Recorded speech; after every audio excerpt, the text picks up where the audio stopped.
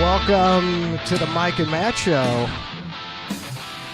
After a 2-week hiatus, or a 1-week hiatus, actually. Matt had to go on vacation. Silly me. Where were you, Bali? Where's a guy like you go on vacation, buddy? You know, we were going to go to Dubai, and then we decided... That's what I assumed. And then we were like, you know what? I don't know about that. Flight was a little long, so we were going to do Bali. And then we sort of, I don't know, we kicked the tires on a few things. We ended up at a place called Mad Beach, short for Madeira Beach. Nice. It's nice down there. Right here, about 40 minutes away. I mean, why go, across the world? The beaches, beaches here are nice. Dude, it's the same sand. It's the same water. What are we doing here?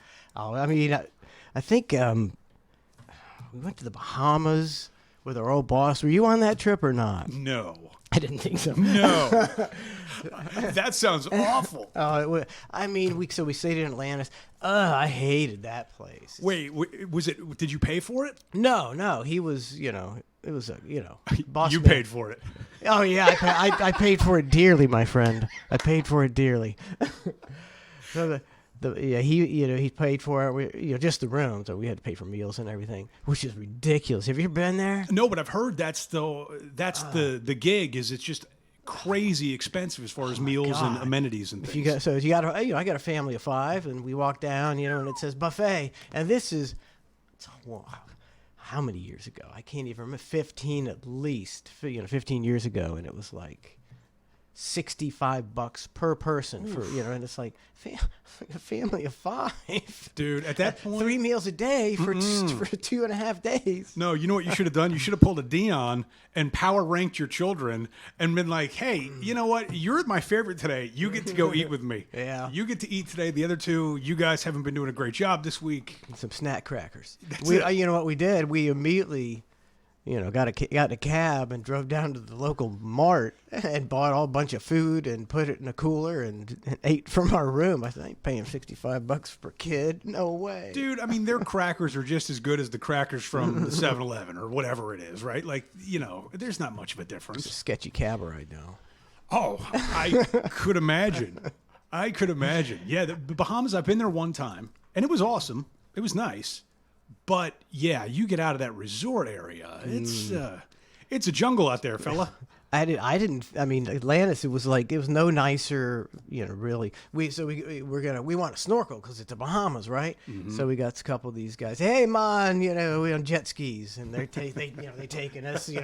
Me and my 10-year-old and my 12-year-old are headed out. About half hour away, and they drop us in the middle of nowhere. It's shallow. It's about waist deep. In the middle of nowhere, there's like an island about 200 yards away, small little island, and they're like, it's some kind of coral garden, and we're like, all right, and they leave, and it ain't shit. It's like just snorkeling over sand and shells like you do in Tampa Bay, and that was sucked ass. And so then we get on the island, and they came back like 3 hours later. We were like, we thought we're just gonna be stuck on this island in the Bahamas, and these jokers, they had no intention of coming back and getting us. So it's not my kind of deal. Well, and you're spoiled too because they probably thought you were from, some northern state where the beach and the ocean wasn't something you'd see often.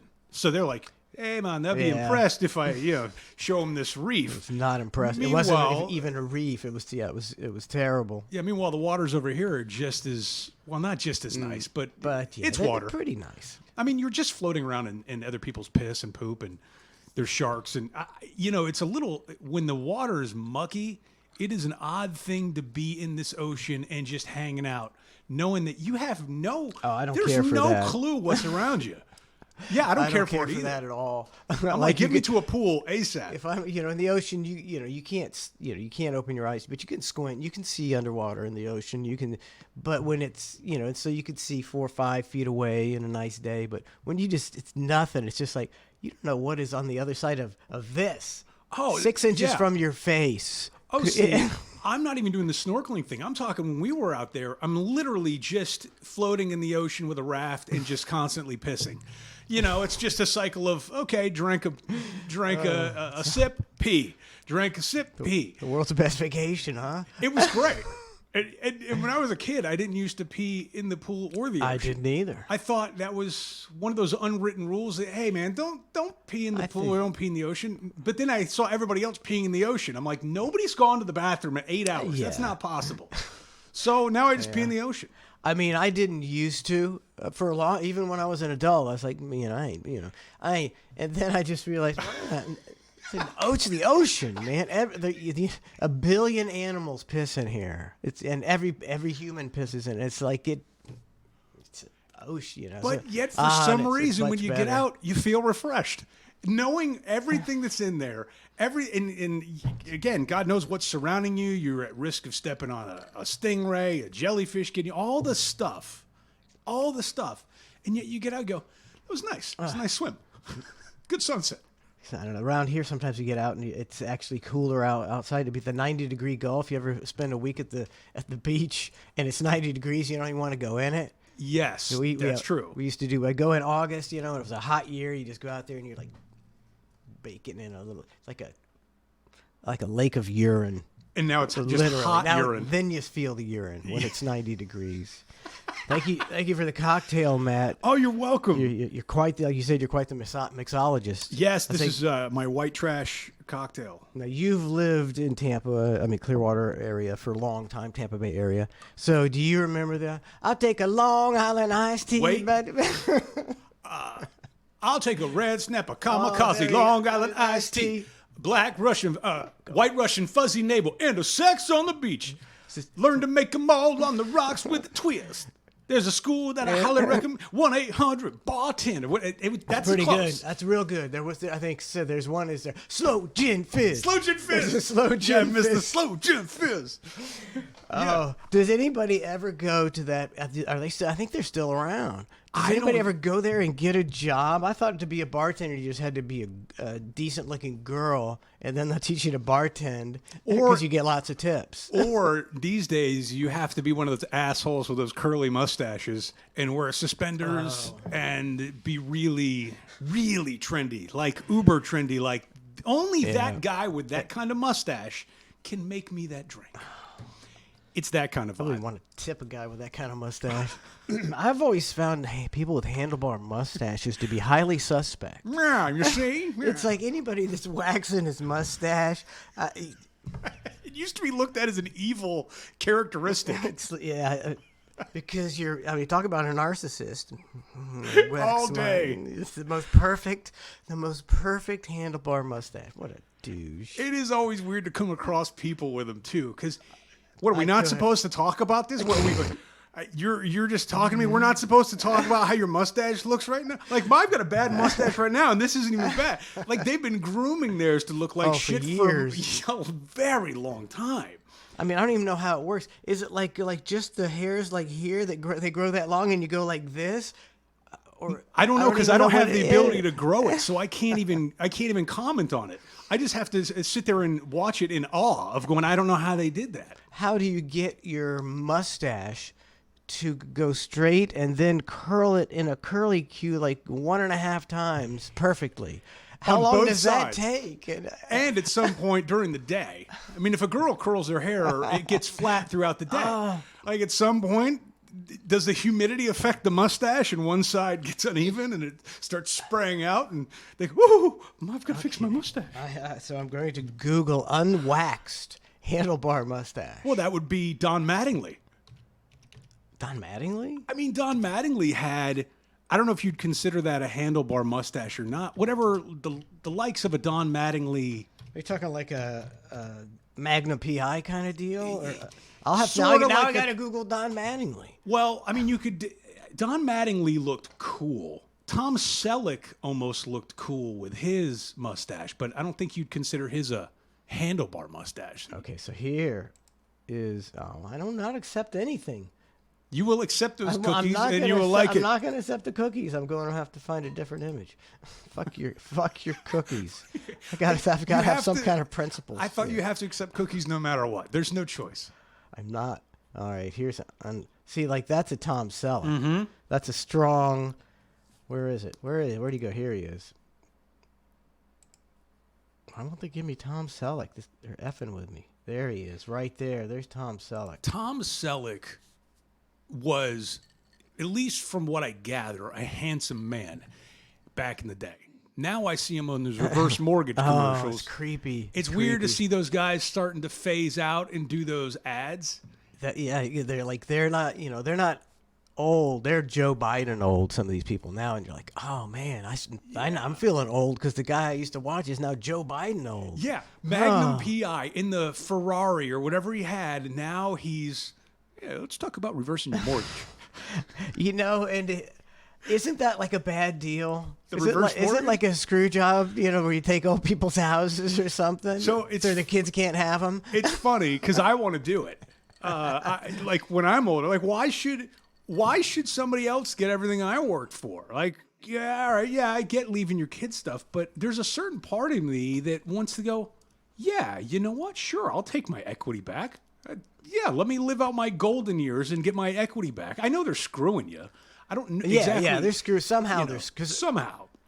I imagine because you never, because they get your house or something in the end. It's got to be something like that. That's exactly when what you kick it yeah. and nobody's going to pay that mortgage. It's like they just take that house. They're probably making big bucks. Oh, for sure. I know the Tom Selleck commercial. I've seen it a million times, and then I just heard the audio of it. And he's got some lady that he's like kind of interviewing. He's like, "Now, how was your experience?" And she goes, "My experience with a reverse mortgage was great." And he goes, "Really?" But it was the way he said it. It was like, you're the spokesman, and even you didn't buy it. Like, even you, he's like, really? He's like, where did we get that? Really? Call me a Seriously? Baker actress lady. Seriously? Yeah, I don't know. I mean, I'm kind of, Like, back in the reverse day, I was like, mortgage you just think about it. It's just like how the way it is. It's like, well, when your parents die, any money or possessions they got, they give to you, to make your life better. And it's like, and all the kids know it, and they all sit there with their hands out, and they go, I can't wait for my parents to kick the bucket. Let me see what I get. I know what I'm going to get. But yeah, you can go, sorry, kids. I've decided to. Tom Selleck talked me into reversing my home mortgage. I mean, I'm going to do whatever it takes to have a decent life and not, if there's anything left over, but if not, it's on you, kid. So are you telling me that your kids don't expect stuff, or they do expect stuff? Or have you not talked to them about it? Like Trace doesn't even think that way. He doesn't think beyond tomorrow. Berlin and West, I don't know. I would imagine, I don't expect anything from my mom when she goes. Mm-hmm. But occasionally, throughout my life, I was like, what if my parents died if I get some money? I don't know. I think it's a natural thing to think of. You don't want your parents to die, and you don't really care about the money, but you're like, that'd be nice if I got like 20 grand or something. Fuck. Yeah, no, I agree with you. But I ain't planning on that. Yeah, they could have my house when I die. If we still have it, the market's hot. Might want to get rid of it. That's what I'm saying. You could offload that thing. Now you've got money in the bank, and your kids get whatever left over after you and your wife have a good time. We're gonna buy some cheap property in Maui and live out our golden years. Dude, the Maui thing's a trip. That thing's a trip. I was listening to that Tulsi Gabbard interview with Joe Rogan, a little bit of that, and man, dude, they just are steamrolling those people over there. At least that's the appearance. Steamrolling as far as what? Like not helping them out at all. Yeah. I mean, it's to me, it's the point of the news doesn't care or cover anything. Because back in the day, you'd think the news would be covering the fact like the Army stopping private people from helping. We're shutting down these donations because it's not FEMA approved. What the hell's up with that's the most preposterous thing ever. You got all these people trying to help and they won't even let them help, and they're not doing dick. Do you think it's because Hawaii is, it's a part of the United States just as much as anything else, but it's not really viewed as one of the 48 proper. You know what I'm saying? Yeah. And I feel like that's got something to do with it. It could have a little to do with it. It's just a little too far out of the way where people go, it's Hawaii. It doesn't really, chances are you don't know somebody that lives there. Chances are, right? Because a lot of it's touristy. You might have taken a trip there and you see it burning and you go, oh, that sucks. That was a beautiful place. And then you just kind of move on with your life. Yeah, and like I think the mainstream media downplayed like the fatalities and the missing. They were just they 100 people and some we got some missing, but I think it was more like 300 missing now still. But they don't really report it. They really downplayed it. If you take however many people died, it's it's probably one of the worst fires in U.S. history. And but And I haven't get heard much coverage about it. Yeah, I didn't hear much about it. Wasn't Obama? Am I wrong in saying that Obama was from Hawaii, I don't know if he was. or he has? He might have been from Hawaii. I think that's where his parents lived. I believe. I don't know. Did he step up at all? I never really heard him comment much on the fires. I mean, you think he'd be the spokesperson, being having lived in Hawaii? He'd be like, "Wow, I got to help these people out." I didn't hear jack from him. He was busy getting getting BJs from dudes. That's what they say. That's what they say. That story died quick too. Did too. All of it. But you wish like Tucker Carlson. We had him on the show for years. He's a good interviewer. He's a pretty good journalist, in my opinion. And to have this guy on, just like this gay crackhead with nothing but tales. He had no evidence at all. He's just, let me tell you about the time that I smoked crack with Obama, and then I fucked him. And it's like, that's journalism. Yeah, the worst part is my girl goes, what if it was just somebody that looked like Obama? And I go, oh, shit. I didn't even think of that possibility. Like, I figured it's either Obama or not. I never even had the possibility enter my head of going, maybe this guy just thought it was Obama. It's a crackhead. Right. Like, how can you necessarily believe? Bleary-eyed crackhead. I mean, mistaken identity happens. Or maybe he's making the whole thing up because he's a crackhead and like looking to get his 15 minutes so he can get some more crack. That's true, because not often do you hear crack addicts that admit to smoking crack and then get interviewed about a serious matter and people take them seriously. Rarely does the crackhead get taken seriously in the interview process. He got a whole hour. And now he's not doing anything with it. And they did drop that like a hot potato. Mm-hmm. Like a hot. I think it's all over. Don't even worry about getting mad about Trump or Biden. Let's just. I mean, back in the day, couldn't we all just sit around and laugh that we had a president who was senile and can't get off the stage? Now only half the people can laugh. What's up with that? That's genuinely funny. No, you're so mad that you can't laugh at your president going There was a meme that said it best. They're going, look, in any other industry, if you were 70 or 80, they do everything they can to push you out the door. Get the hell out. Get you to retire. Don't come back. You can't start your career over. Sayonara. They do everything they can to get you out of these companies and corporations. True. And only in the government, and at the highest level of government, do they go, yeah, you know what? You're 80. We want you to be the most powerful guy again. Let's do it again, man. Run it back. It's not believable. It's weird. It's. I think they like Joe Biden because you can't really get mad at that. You can't get mad at a senile old man. You get whoa. They're cute. They're so cute. Look, he's lost on the stage again. Today he was with a Jewish guy and he's crossing himself. Yep. That's the typical funny. That's the funny senile. My dad had dementia. He died of dementia. I know dementia sucks, but the funny side is when you start getting it and you say funny stuff. Are you telling me? Are you telling me? Yes. That your father, would you have him say funny stuff? Would you listen to him say funny stuff and laugh at it? Would you laugh at him when he said funny stuff? I would laugh because I figured my dad he was a fairly, jovial guy, so he liked to laugh. So if he said something funny that he didn't mean to be, and he tried to be funny, even when he was, he was making bad senile jokes. Dementia funny. He was trying. It wasn't funny anymore. He used to be somewhat funny, but then he's just trying to be funny. So you laugh. You're like, oh, it's dementia sucks. I think we live too long. I think you're not meant to live this long, or they're putting something in our food. It's just, but dementia sucks. But I will still make fun of dementia. I'll probably get dementia. Probably runs in the family. But hey, parts of it can be funny. You might as well laugh. It's called healing through humor. Yes, I'm sticking with that one. That was a good one. That is a good tagline. Yeah, the dementia thing's weird. The old age thing's weird. The old men. Here's the thing: old men are still creepy. Like, for some reason, people think, and again, this is something my girl told me.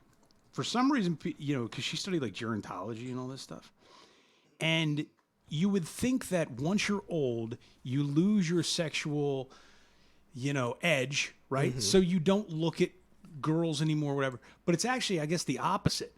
Old men are still just as horny and just as perverted as they were when they were 16. They're just older and they can't get it up as quick. Like, there's no difference in the mindset in the way they think, right? So if you were to if a hot girl's going to walk by an old man in the mall, that old man is going to stare at her ass the same way that a 16-year-old is, generally speaking. Almost seems like more. I mean, because he doesn't care anymore. He's just like, I'm going to stare at this ass the whole way down.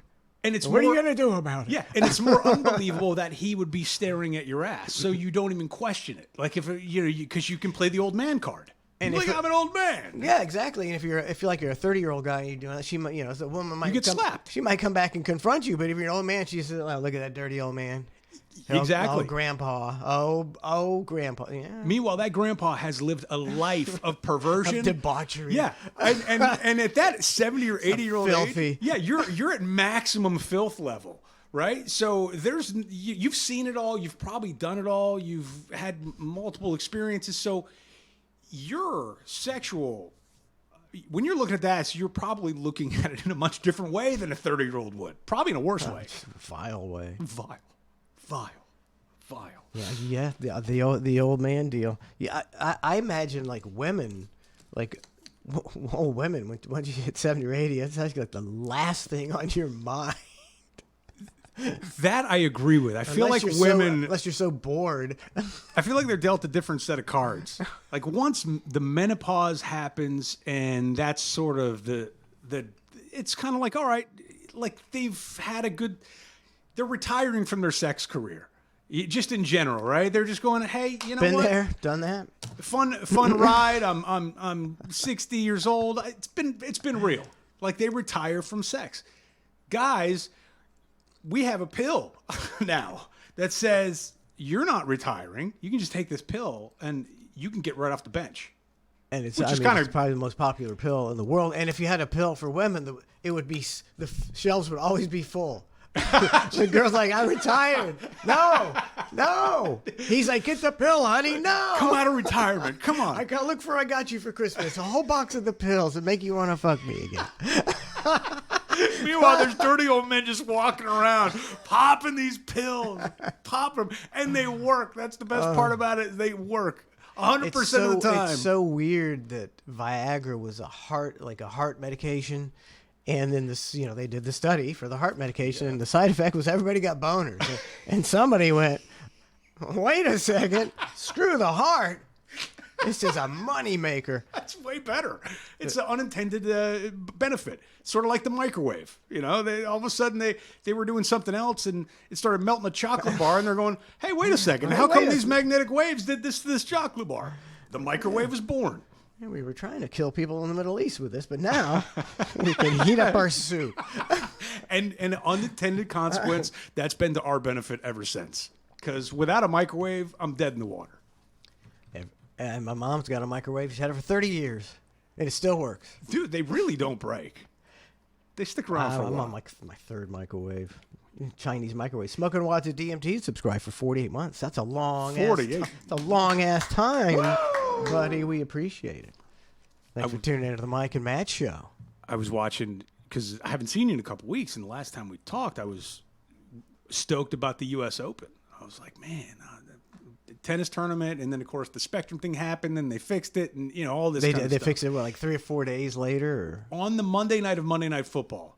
That's when they, corrected it. But the U.S. Open, Man, it got me thinking back. Do you remember Monica Seles? You remember her getting stabbed in the middle of the court? Yeah. How weird that was.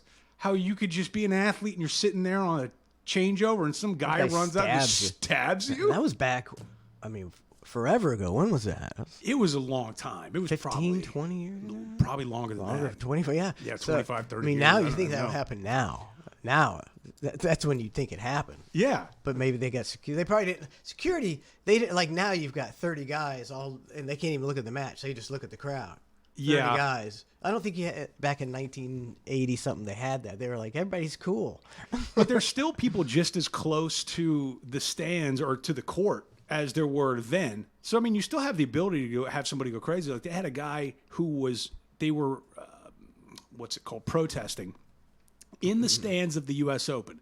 And the match, whatever match it was, got postponed for like 40 minutes. Yeah. And I'm going, what in the world happened here? It was three protesters, 2 walked out peacefully, 1 guy was stuck there because he super glued his feet. And I'm going, that's going all in. Like he super glued his feet, barefoot. Yeah, that's the new deal, the super glue deal. It's a good deal. If you're going to protest, that's... You know, I'm not going to do that because I'm going to be the guy that gets the security guard that doesn't give a crap about my hand, and he's going to rip it off of there. What's your... But then you get sued. Like, if you're a security guard, there's no benefit to being a security guard. There's no... Really and honestly, you're just a minimum wage big dude who people think, you know, you're able to intimidate them, right? That's kind of That's the key, man. the deal. Everybody, security guard, they can't be a cop. They want that power over people. Right. That's what they're there for. They get off on controlling people. Which is why I kind of like it when people run onto the field and you see the security guy running after him. They just can't catch him, and the guy smokes him. I love that shit. A couple guys like that, yeah. And I enjoy seeing him hit as well. I enjoy when the security guard gets in a good lick. That's true. That is, there's a benefit to both. Because I'm a fan of either one. I mean, they should it should be mandatory that one guy gets to run on the field every game.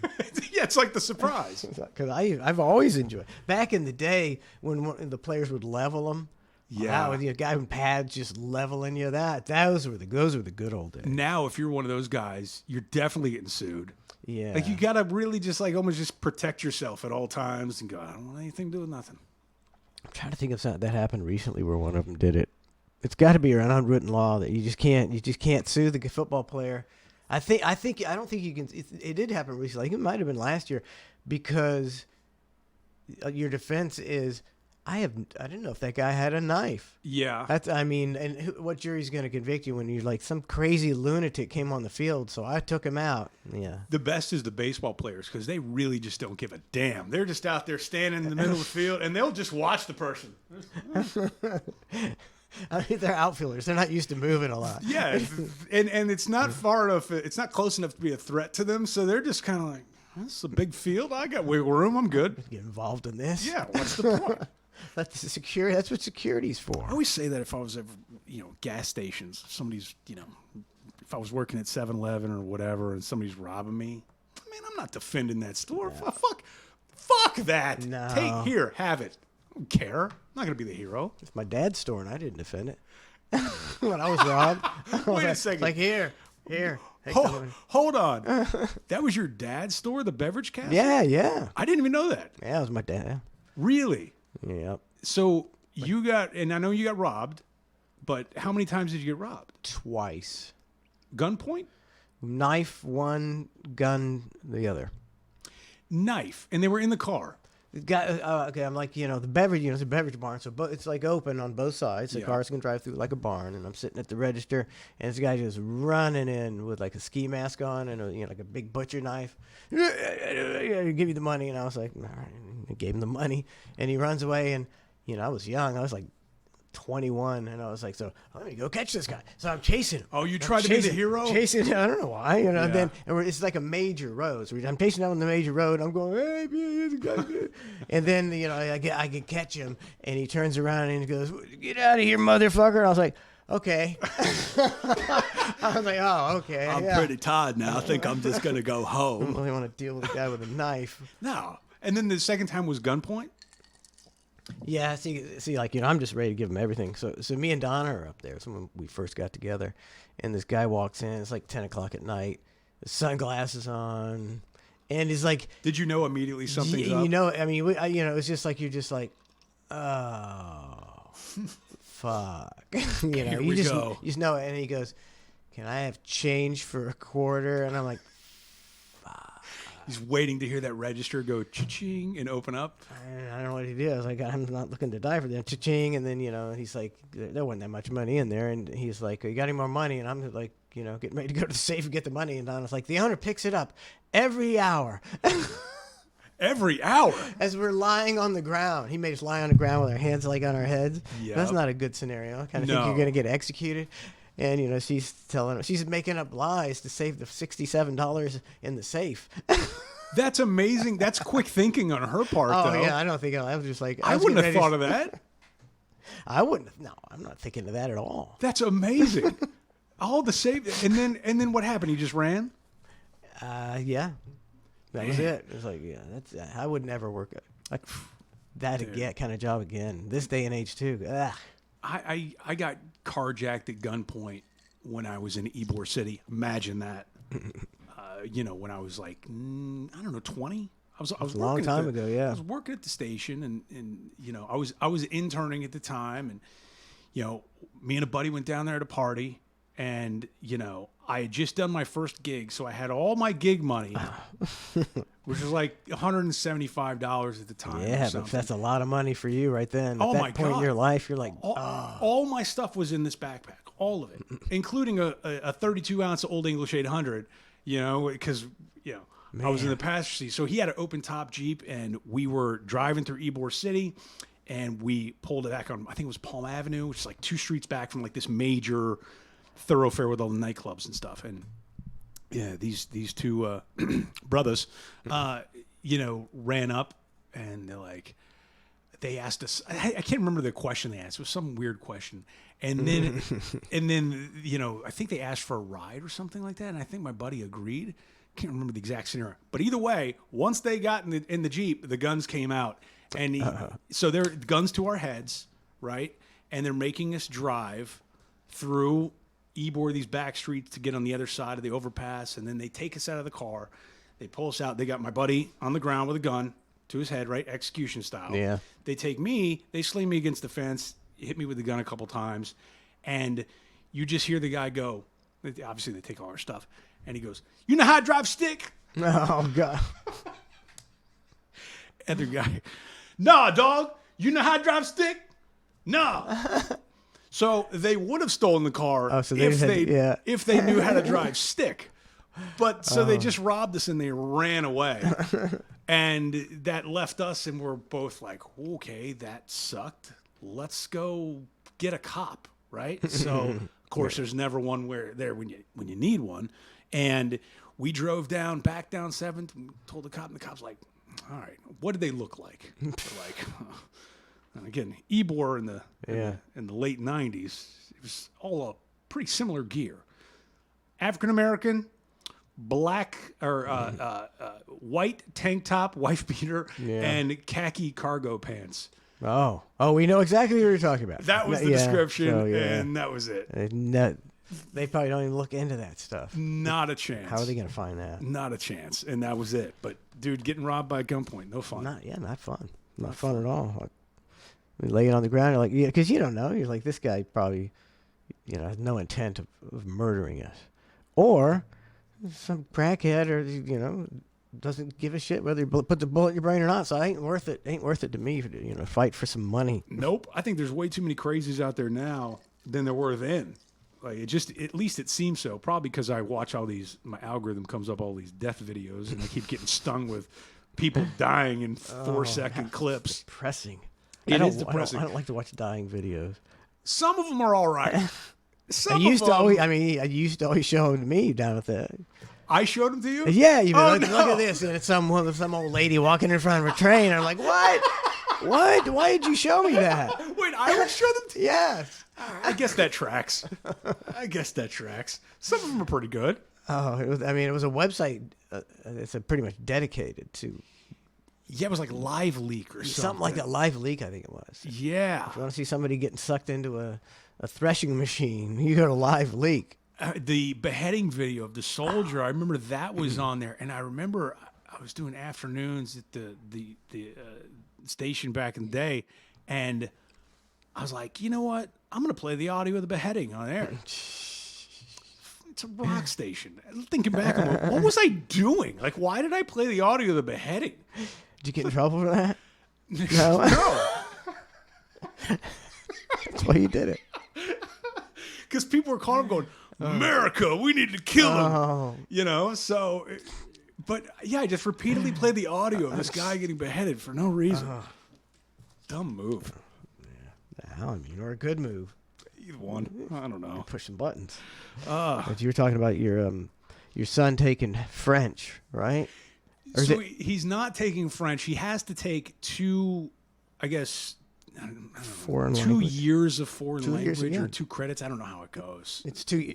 Is it 2 years? I think it's 2 years. I don't know which one he's going to take yet, but yeah, he's trying to figure out all the college stuff. Or maybe it's 2 things, so it might be 2. It might be 1 semester. I mean, 2 semesters, so a year. I can't even understand credit hours, dude.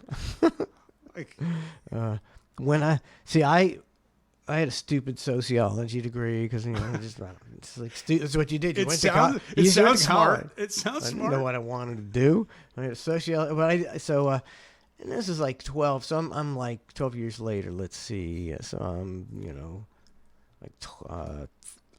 how old am I? I'm 30. Like I'm like 31, 32, and I'm like I'm finally gonna get my degree because for 12 years all I needed was Spanish. I'm gonna take Spanish. I'm not gonna do it. I'm not gonna. That's a lot of learning. You have to. I mean, you buckle down and learn. To pass those tests. And after a certain age, I feel like your learning curve just goes away, and that's about the age where you go, I'm not gonna learn that. So I eventually, after 12 years, they had this course you could take, and they would teach you how to take the test. Talk about a scam.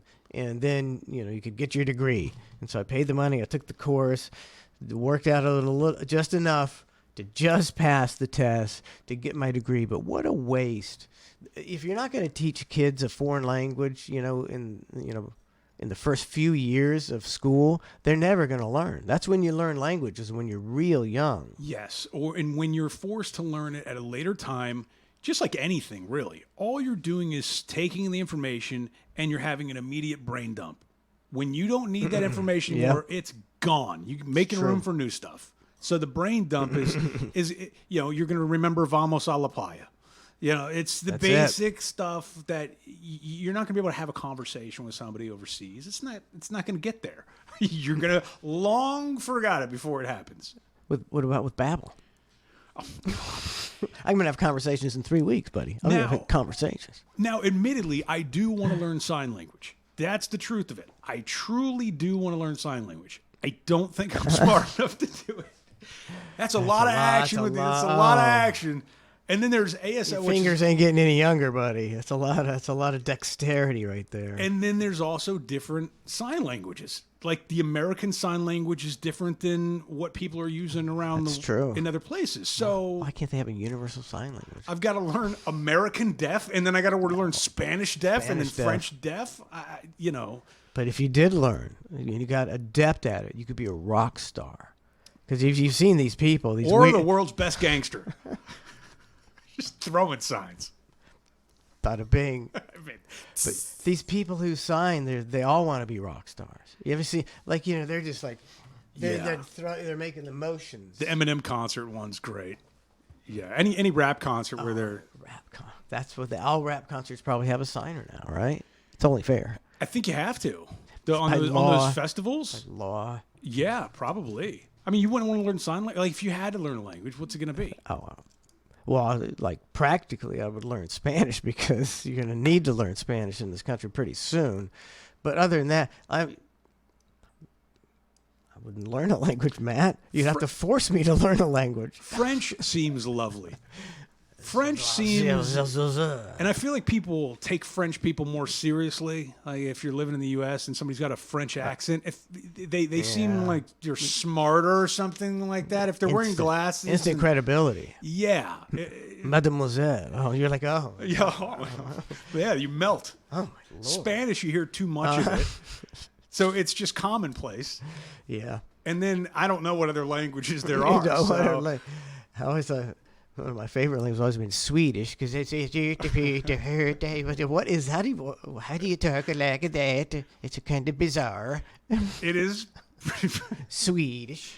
Turfin. I wish I had an Australian accent. That's the Oh, one. that's a good accent. That's the best. That is a good accent. That's the best. Other than that, yeah. But as far as language goes, I don't want to. Yeah, I can't blame you for not wanting to learn. It would in be school. cool. I mean, if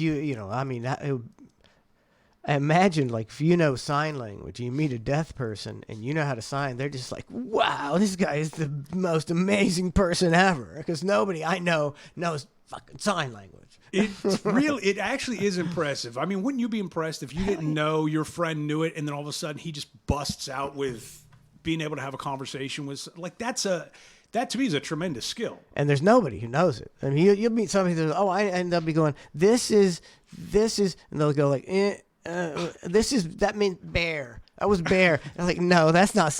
If you know sign language, you'd be going, all this. You got this, and then this is an E, and then you got, and they're like, so you took 5 minutes to tell me one word. I watch one of these dumb reality shows, the 90 Day Fiance thing on Yeah. TLC, and they have a guy that's on the show who's deaf, right? Now, it's bad enough that he's got to try to date abroad and find a broad who's living abroad, right? And she's in like Singapore or something like that. But he's also deaf, and he's got the language barrier and the cultural barrier and all this stuff. But when he gets interviewed, you know how they interview the reality show people just to give them basic information to the audience, and he doesn't talk obviously because he's deaf. But you'll hear him do the like the little noises, and apparently he makes those little noises during love making as well. So that came out during the 90 Day Fiance that he makes deaf grunts. Yeah, she said it. She's like, he make noise when we have sex.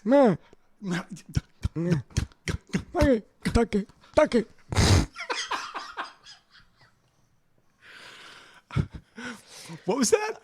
Duck it. Did that work out? That relationship work out? I think it's probably not. You know, I mean, tell you that. guilty pleasure show of mine. You just using that guy.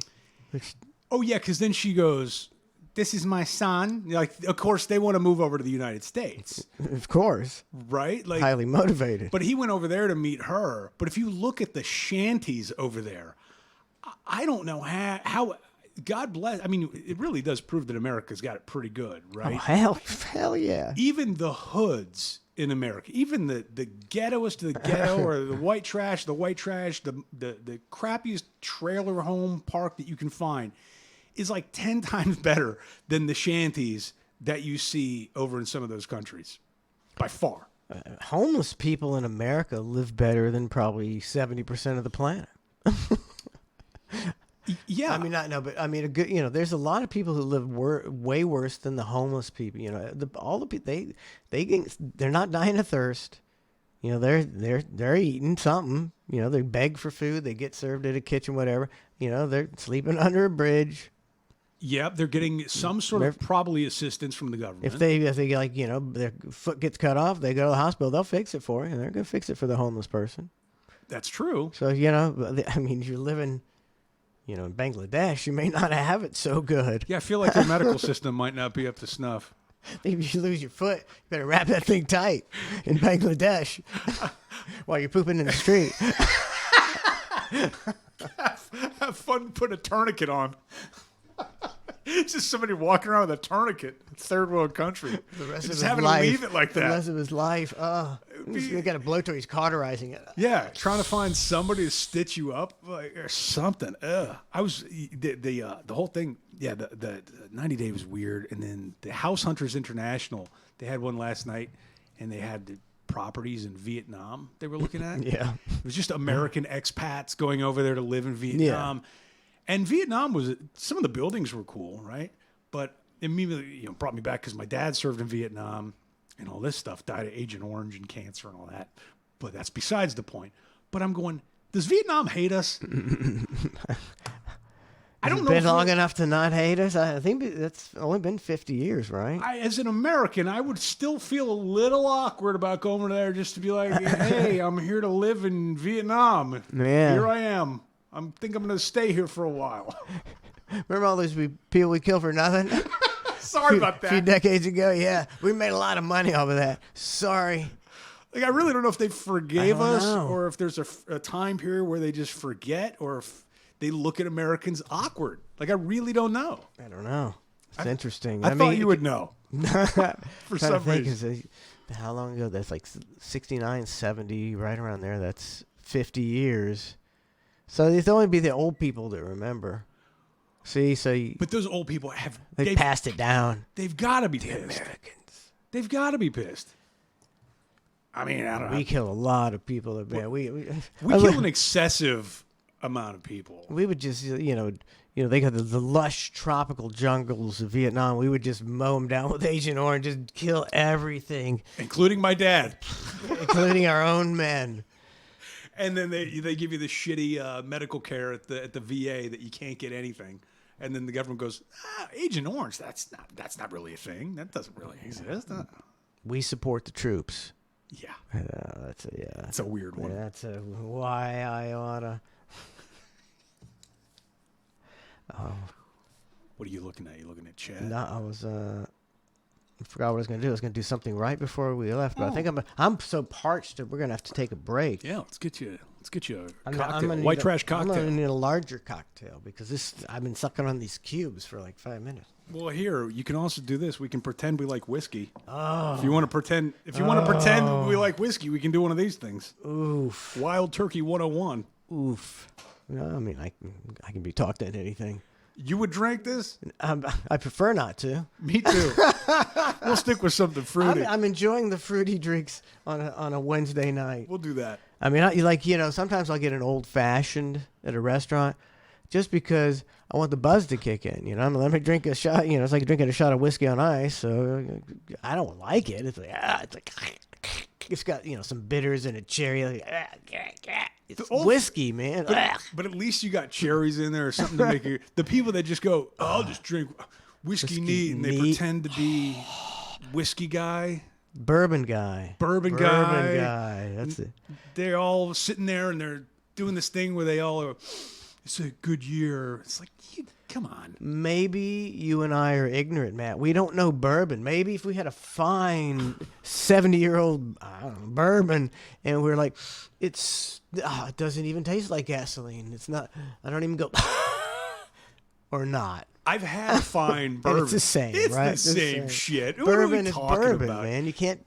There's a slight variation of flavor, but it's so slight that it still tastes terrible. I mean, everybody can sit there and pretend to like it. You can. Yeah. There's 0.001% of the people that are actually. It's something, people like to be in a club, and they're in the bourbon club. Like you're in the cigar club, you're in the bourbon club, you're in the Jeep club, you're in the sports club. You got to be in a club. I'm in the Tesla club. See, I'm not in a club. I guess it counts. I need a club. You're a soccer guy. No. That was just like, just because I played soccer. Like you got labeled as soccer guy. In an adult league. Like 1 year, I was soccer guy. I was always said, Manson, he's like a professional goalie. Manson, he's a professional soccer player. Manson, soccer. I was like, I played once when I was 14. Like 1 year of soccer when I was 14. So you weren't a soccer guy. I was not. It's good to know that. Soccer. I like soccer. I watch the World Cup. I'm not Premier League guy. I ain't getting up on a Saturday and watching soccer from England. I love the World Cup once every 4 years. We made the Euro once every 2 years. I ain't a soccer guy. I was pulling in here, and your son was pulling out. Trace was pulling out with his garbage bag over his window. I didn't notice that part, but he was peeling out. I mind you, he was going pretty quick out of here. He's a hustler. I'm kidding. Just trying to blow him on something. Now. But he stops. He goes, "Hey man," I go, "Hey, what are you doing?" He goes, "Going to play soccer," and it's pouring out. I'm like, I just look up at the sky. I go, yeah? He goes, yeah. I was like, all right, man, see you later. He's gonna go play with his daughter. Teach her some stuff. Oh, there you go. That's cool. Oh, well, let's get you a Did cocktail. you? Did you? Yeah? I'm Oh, just no. kidding. Did you? Did any of your kids in youth sports or not? No. So my son played baseball for like a season. It was awful. Like he'll admit he was terrible. It was just terrible. And the pitching's terrible, right? So Yeah, for the whole season, the pitching was bad. So he figured out I don't have to swing because I'm going to end up Get a walking. walk, yeah. Doesn't make it look different. So he didn't swing the bat like one time the whole season. They make it to the finals, the championships. On the backs of his walks, my friend. Yeah. I mean, he did score a lot of runs There you because go. everybody's walking. It's just eventually you're going to get to home plate. And we were like, this is the most terrible thing ever to have to sit. We're like, gee, just swing. just swing. It doesn't matter if you hit it. Just swing, dude. And he just wouldn't swing. So then they get to the playoffs, the championship game, night before the game. Like, he's like, guys, I got to go to bed early tonight. I've got a big game tomorrow. I'm like, you ain't doing shit. Gotta rest that eye. And they won. Rest that eye. Yeah. So Did he get on? Did he score? probably. But other than that, no. Sports wise, that's pretty much about it. My daughter does horse riding, a little bit and stuff, but which is a whole nother ball game. That can get expensive, I believe. Oh my god. She wants her own horse now. She wants to. I guess they lease them like cars. Yeah. At these barns, so you can partake in a group. Like if you don't want to buy your own horse outright, Yeah. you find like a bunch of people that want to buy it, and then you all share the responsibility. And so now we're getting hit with the conversation of wanting our own horse, and you can lease it. And I'm going, Lease. I'm going to lease a horse? It sounds like the most ridiculous premise of all time. Lease a horse now. Yeah, what are we going backwards? That's what you want to do. You don't want to buy it. Trust me, I got 3 horses. Oh, you don't want to buy So you have 3 out there. it. Yeah, they're never gonna die. How long do they live? Like 30 years? I got a 30-year-old out there right now, and 2 like a 20-year-old and a 15-year-old or something like that. Are they all nice? 2 of them are nice. One of them's a brat who she might try to bite you. So they just eat and... Yeah, it's bad move. Bad move. I admit it when I make a mistake. Should have bought these horses. So you bought them... I actually have 4 at one time. So yeah. How much did a horse cost, out of curiosity? Oh, it was a few hundred. They're not because these are not, they're not roping horses. They're not barrel horses. They're not trained. They're not. Are you at least getting a tax advantage on your land because of them? No. Oh no. There's a total net loss on all these bastards. And then we go to the feed store every 2 weeks. Man, it's unbelievable. And it's with this inflation. These horse, it used to be, I was like, oh, horse is no big deal. They're not that much money, man. Now that the one's got no back teeth and I got to feed her every day. Oh, Because dude. she's 30 and she can't eat unless she eats feed. So I feed her every week she had to eat 100 pounds of feed. Oh, Is there like generic food? How you could go to get like the Walmart brand versus the real Probably. stuff? That's what I need to find. But you see, this is like a specific senior horse feed that's easily chewable. So, and it's like, there ain't no Walmart brand of that. You got to go get a NutriBullet and mix it up and just spread it out there. Oh, I need a bullet. Did you say bullet? That's what I need. Yeah. But, now I've become attached to her because I feed her every day.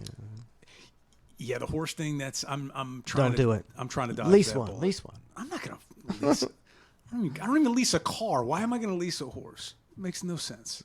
You gonna buy a horse? You gonna buy one? No. Oh, okay. She's not getting a horse. There you go. And furthermore, why, I'm not going to, no.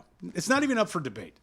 Okay, we'll solve that one. Now we're going to solve my thirst. Yeah, let's I'm do going to it. get a cocktail. I almost ended the stream. I don't need to touch anything.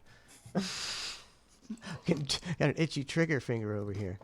Maybe we'll talk about some news or something. We could talk. I got I've got this giant list, and I've talked about none of it. Yeah, we'll talk about that stuff. Not a one of it. I want to talk about Deion Sanders when we get back. I'm a shitbag. Shit, I'm a piece of shit. Just nobody knows it. I'm a giant piece of shit. Nobody realize what piece of shit I am because I talk about God a lot. Man, I'm Matt, taken aback. I had this big tribute to Dion coming up, and you're really throwing a wet blanket on it. I'm a piece of shit. He's one of my favorite people ever. I'm a piece of shit. All right, here's the latest smash hit from 9-year-old Trace's daughter, Rich Doggy, and we'll be right back in a minute after I get a drink. Hey, Rich Doggy. Rich Doggy in the house. Oh, yeah.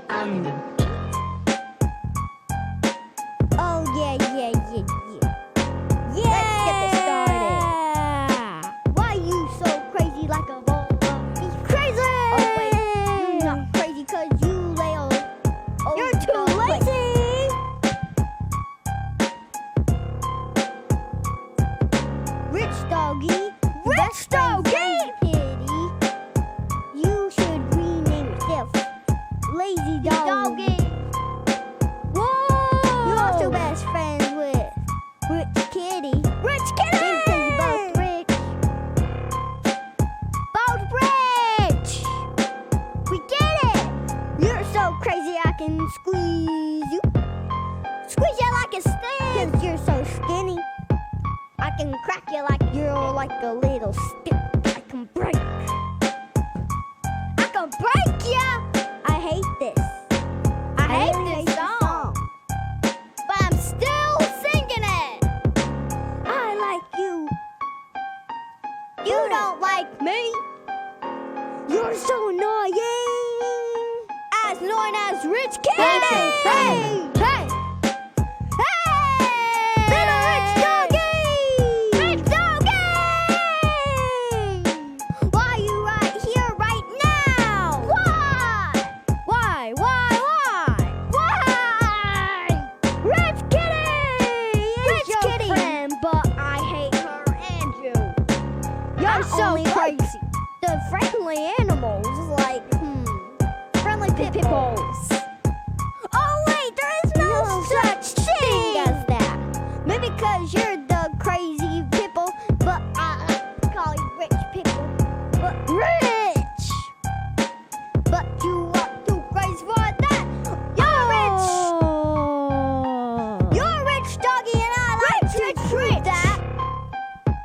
Here's my approval that you can say that. Here's my approval.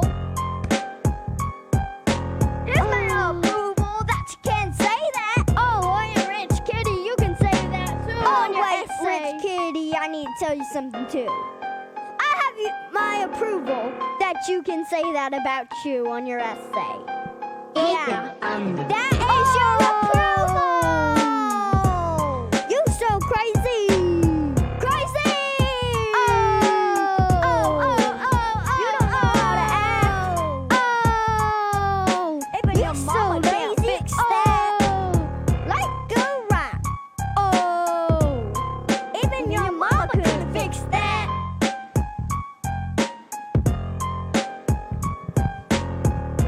Hey, Rich Doggy. You're in the house! You so crazy like a little boy. Oh wait, they're not crazy, they're just lazy. Just like you're just as lazy as one, and this is yeah. Rich Doggy.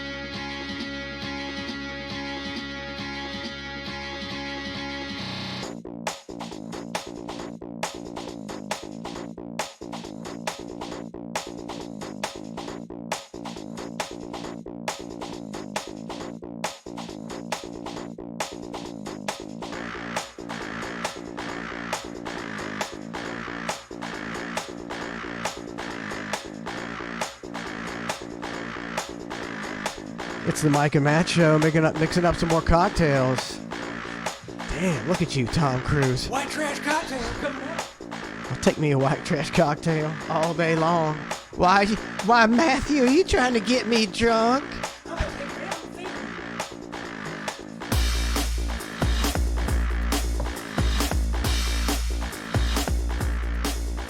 Welcome back to the Mike and Matt Show. Thanks for tuning in. Thanks for joining us. Who's out there? We got Dog Log, Triple Edge Sword, subscribe for 40 months. Thank you, Triple Edge Sword. Toyo Tommy in the house, Ned's Navy, Kevin JK. I'm way behind. Ned's Navy, Snook Man, Abolish ATF, Bubba's Rattler, Shadow Crypto 888. Snookman got you already. All right, I think I'm caught up here. Bubba's Rattler. FTE Joe in his house. Going in another direction. Big Kahuna. Freak Show in the his. Thanks for tuning in. Yada, yada motherfucker. XX Toastmaster. It's kind of an absurd world we live in. These names are great. I thought my old name was corny. Oh, F Coots. They're not booing, they're saying Coots. Yeah, that's a bunch of bad radio names there.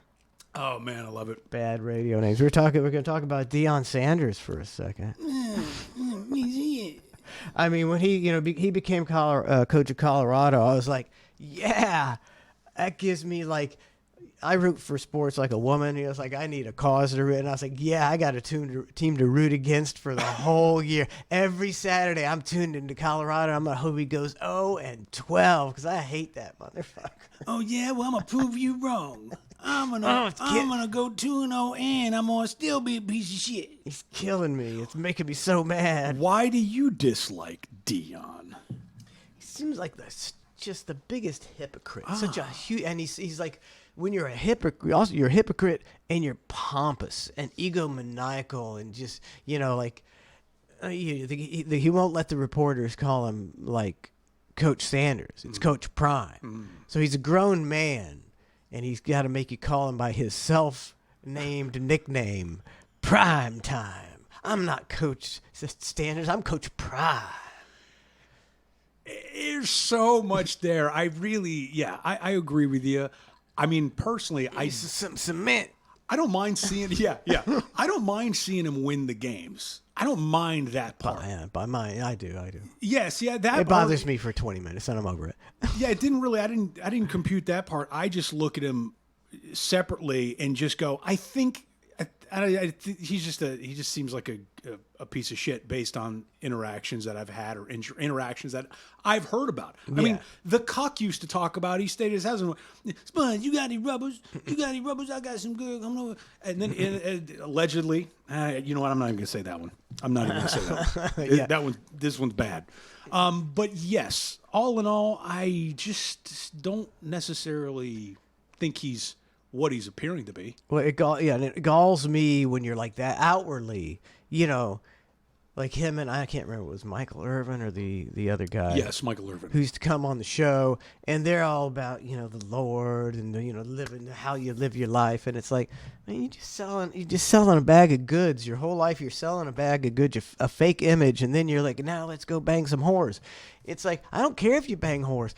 Why would I care? But don't say that you would never bang a whore because the Lord, and then go out and bang whores. That irks me. That bothers me. These fucks came into the show, him and Irvin, back in the day, they're in studio.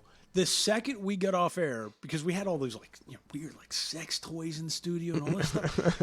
Literally, the second they're chasing around this girl with a giant dildo around the studio. And it's playful because fortunately she chose to take it that way, right? Yeah. But they just 2 seconds ago got done with talking about God. Then they chased the girl on the dildo, took a picture with her, and then they had to get dropped off to get their nails did. We gotta get our tips done. We gotta keep them fancy tips. Got them coffin nails, dog. And the whole time I'm sitting there, you got to be shitting me. People are looking up to these fucks. My sentiments exactly. I can't even. And then not only that, but it's everybody's always fucking falling up. They're falling up. They keep falling up. Yeah, they do keep falling. It's the up. weirdest thing in the world.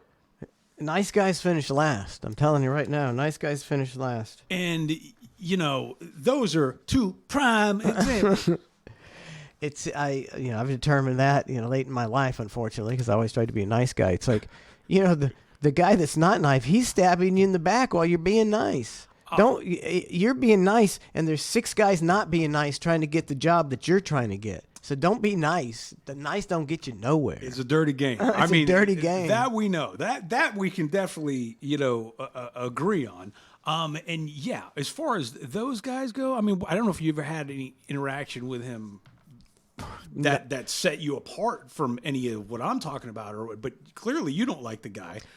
It's just an attitude. I've heard thing. all the stories. Mm-hmm. I've heard all this and the attitude. Like in this game against Colorado State, the big hubbub was the guy met with Deion Sanders, and the press. They have to do these meetings with the press and stuff, and Deion had his hoodie and his sunglasses on, and he didn't. And the guy after the interview, he was like, "Yeah, my mama told me, when you talk to somebody, you take your hat off and your sunglasses off."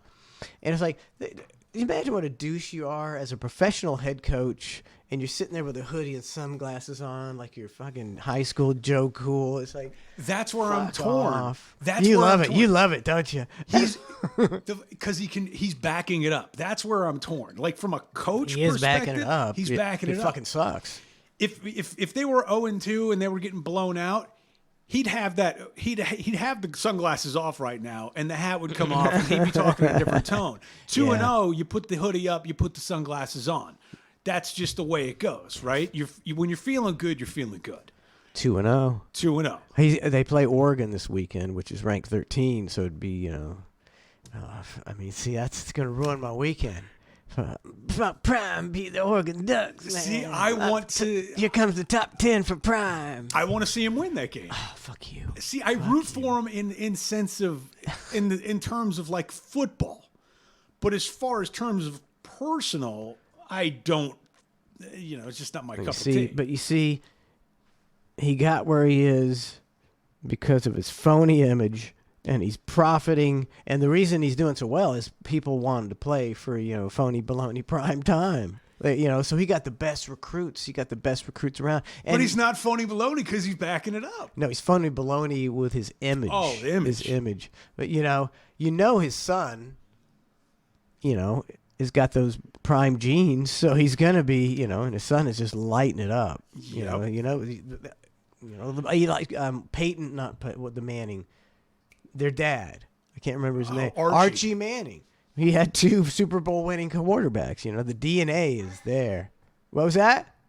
She said Archie. Okay, Archie Manning. Yeah, the DNA. It's all in the DNA. It's true, and it's funny. I was thinking the same thing as far as DNA goes when I was watching the U.S. Open, right? And I'm watching Djokovic play. Okay, arguably the greatest player of all time in that particular sport. In tennis. And they would show his wife in the stands, and she'd be clapping, just kind of smiling, whatever. And I'm going, she's getting the GOAT load, right? She's getting the greatest of all time. She's taking that load, right? That sounds like a crass thought. But if you're the woman who's taking the GOAT load, whether it's Jordan's wife, whether it's LeBron's wife, whether it's any of these hussies on the street, whatever, you've got to be pretty excited about taking the GOAT load. And if you're the GOAT giving out that load, you're the greatest of all time, you're like, you will take this GOAT load and you will enjoy it. You mean, I don't know what you mean. You mean like just they're happy to be. Well, you got to figure Djokovic's the greatest, okay? The greatest. So when he's banging his wife, she's getting banged by the greatest. She's getting banged by the greatest of all time at this particular sport, right? I wonder if she's thinking that way or if she's like going, hey, he's just Novak to me. She's fucking jaded. She's over that like 5 years ago. You think? She's like, seriously, honey, tonight, aren't you tired from that tournament? But when and he's like, I'm the GOAT. Yeah, you will take this GOAT load. I am the greatest of all time. You will receive this goat load.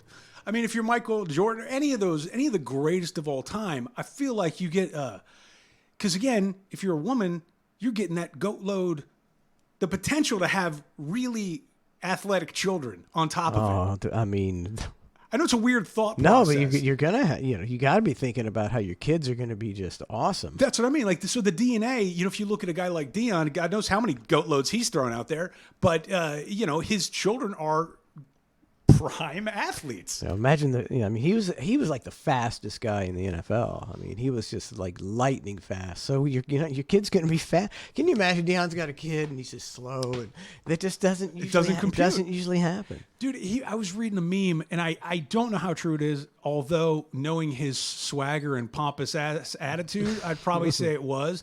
I think the Giants wanted him to take during the draft, they wanted him to take a written test. And he goes, what pick y'all got? They go, 10th. He goes, shit, I'll be gone by then. See you later. And walked out of the room.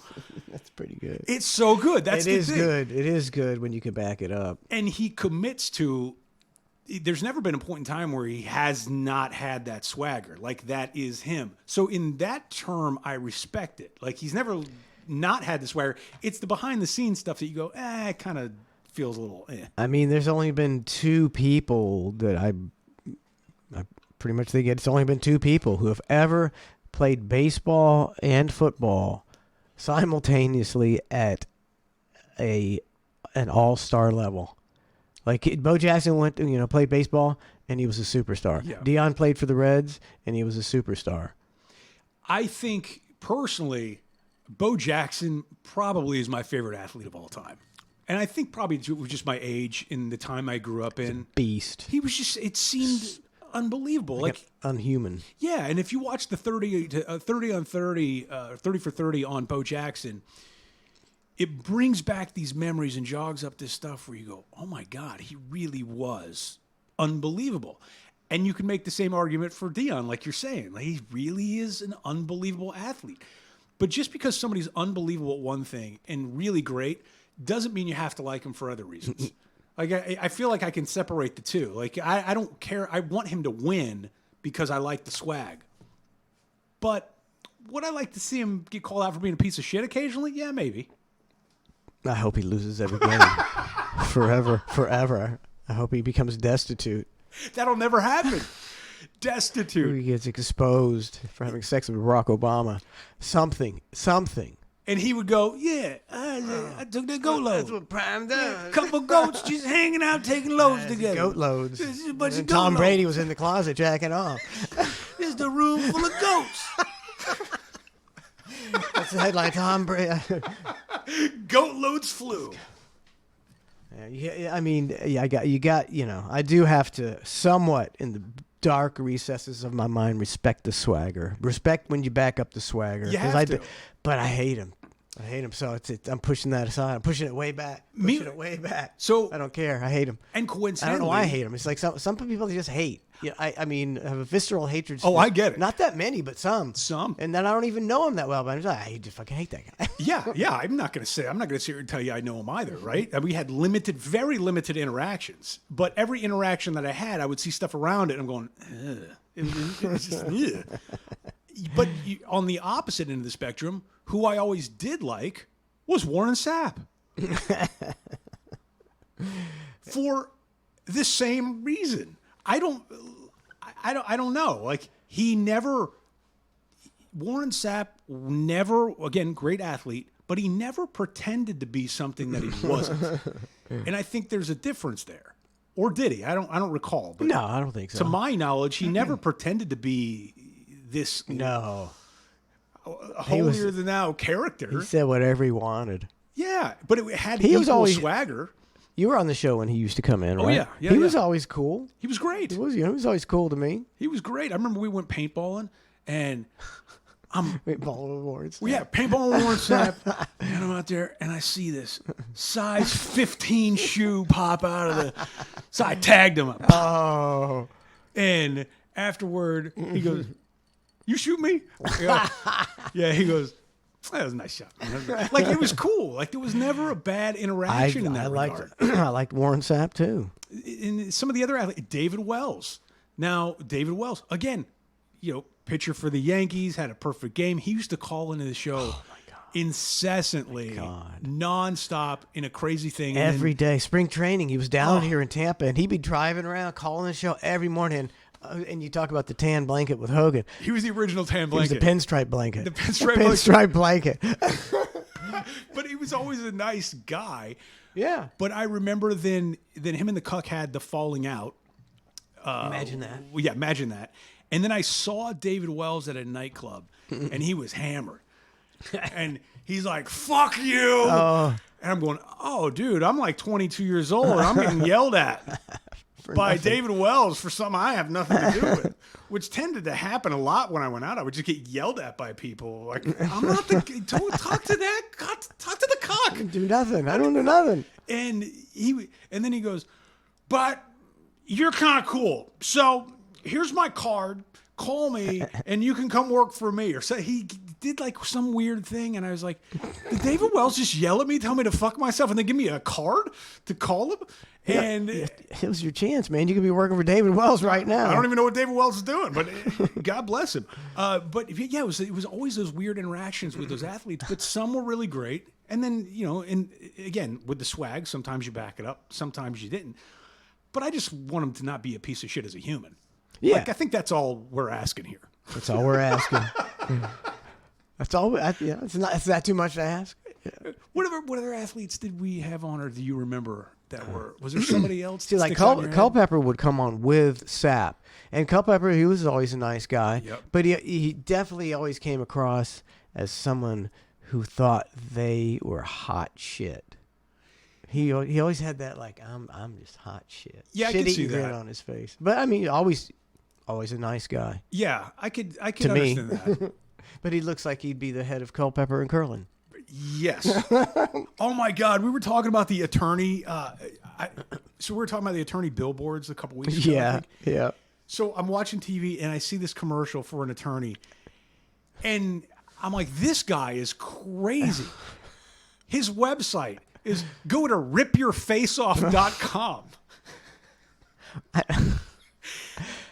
Seriously, that's his. Go to ripyourfaceoff.com. I'm not even kidding. It's www. Do you want me to go to it? Well, if I'm remembering the domain correctly, I'm watching the TV commercial and he's doing the typical lawyer talk. And he's, if you need an attorney who's going to fight for your rights, blah, blah, blah, hey, go to ripyourfaceoff.com. And I'm, wow, that's a weird lawyer domain.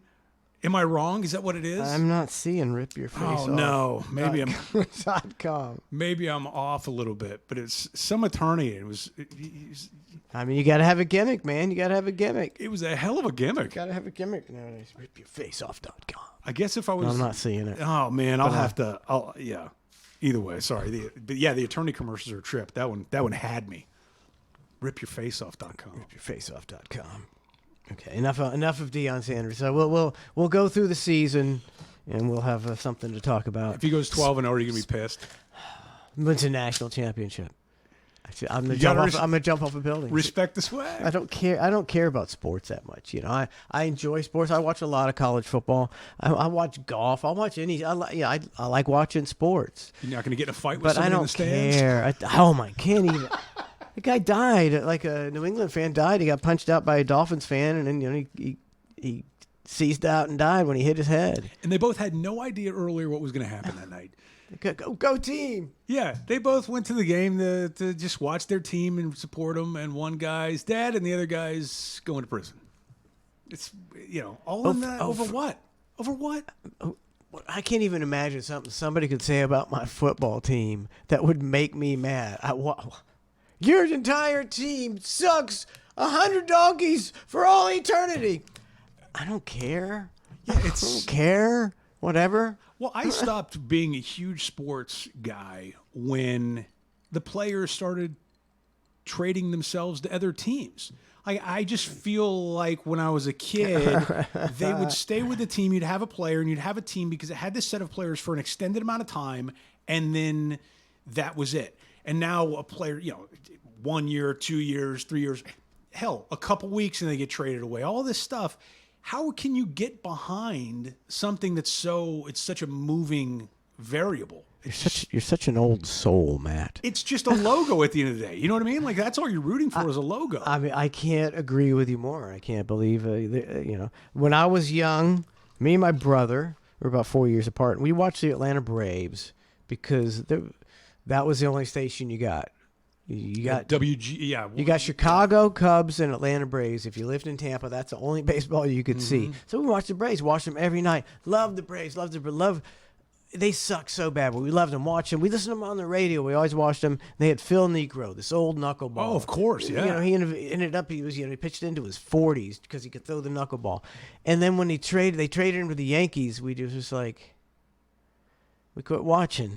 we were just devastated, and it got worse from that point on. Everybody like you said, and it's like, team. There's no sense of team anymore. It's just a big lotto. Yeah, even going back to your baseball cards and stuff, you'd have trading cards because that player was with that team it was like, oh my God, you have the rookie card of when he started on this team, and he's there 10 years later, and you've got the rookie card. It's like, whoa, that's. And that wasn't a rare thing. A lot of people would be there, their whole careers, No, dude, yeah. I don't know. But I can't. Yeah, I'm surprised that I got somebody that agrees with me on that. I had this written down, but I think we may have talked about it. We were talking about the old guy when he was doing bad radio and he was doing the pylonining. Did we talk about that? You told me about it. I wasn't there for that. Okay. I know you weren't. That was the very late stages. Drawing the cube. Every day we had to draw a cube in the morning and do the and then he would show us videos of him doing the pyloning. And then we would do Kegels. Every morning at 6:30 we'd hold your Kegel, Matt. Hold your Kegel. Why? I'm asking a genuine question. I genuinely, after it was all over, I realized that he was like intentionally doing bad radio to drive me away. Because the only thing that kept me there was, I have a passion for doing good radio. And, even when almost every iteration of the show was good. It did. Shannon and 25 were in there with me and him, and it was good. It was still good. Shannon's a talented guy. I'm trying to think who else. Brent, he was in there for Tuttle and Trace were in there for a while. Me, Tuttle, Trace, and it was good. B-Fud was in the mix, and every iteration was good. And now I forgot what I was talking about. Well, you're talking about the cubes and the okay, and then all of a sudden he decided that he was going to do terrible radio, and he did it for quite a long time, long time, and I was like. I don't know, maybe he lost his mind because I remember one time it was in the latter years, and he would always say, that was a great show, wasn't it, man? It's a great show, and I was like, I was just yes man. I was Brent Hatley for the last 2 years of my career, and I hated it. Yeah. I hated it. So I was Brent Hatley, 100 times a day. Yep, that's right, Bubba. And he's like, that was a great show today, wasn't it, man? And as he's getting ready to walk out, and finally I was just like, yeah, I think we've done a lot better than that. You said that? Yeah, and he was just like, fuck you, and he walks out, and boy, he didn't like it when I said anything. Well, he wished death on my daughter, so he can go fuck himself. Weirdest dude ever. Yeah. I can't. Sorry, I'm not letting that shit fucking go. Not doing it. Yeah, you've never been one to let stuff go, man. No, I'm not. And you know what? I remember one. I've tried. I don't know if we should get into this. I remember you didn't talk to me for a month. For a whole month. Okay. Wait. Hold on. I do remember it, but I don't remember what it was about. Oh, shoot, sorry. But it sounds like something I do. I mean... I understand why you're mad, probably. You were getting... Oh, you must have done something to me. No, you were getting a tattoo of your family crest. Oh, yes, the tattoo. I remember. Tattoo of your family. And Bubba and I... Oh, you ripped... It was like a 45-minute segment of us mocking you and deriding you and just... just trashing you. And then, when I got done, I realized that would be like, me joining forces with evil to trash you. Yeah. But I couldn't help myself. I get it. Oh, no, I get it. I get it. I really do. And I think at that moment in time, I probably was a little sensitive to a few things because of stuff, right? Whether it was the work environment, whether it was family stuff. Like there was a lot of, things going on. Plus, honestly, I was younger to where I probably didn't take some jokes as well as I probably should have. Like I always feel like I'm pretty self-deprecating, whatever. But, now, dude, you could stare at my family crest tattoo and rip on me for 9 hours and I wouldn't give a shit. Like that's the weird thing, but yeah, I do hold some grudges. And we would, we did the show, and I don't remember, we may have been doing 2 shows a day. I don't remember how many, and we'd be totally be like this, this, and then as soon as the show was over, we did not talk to each other.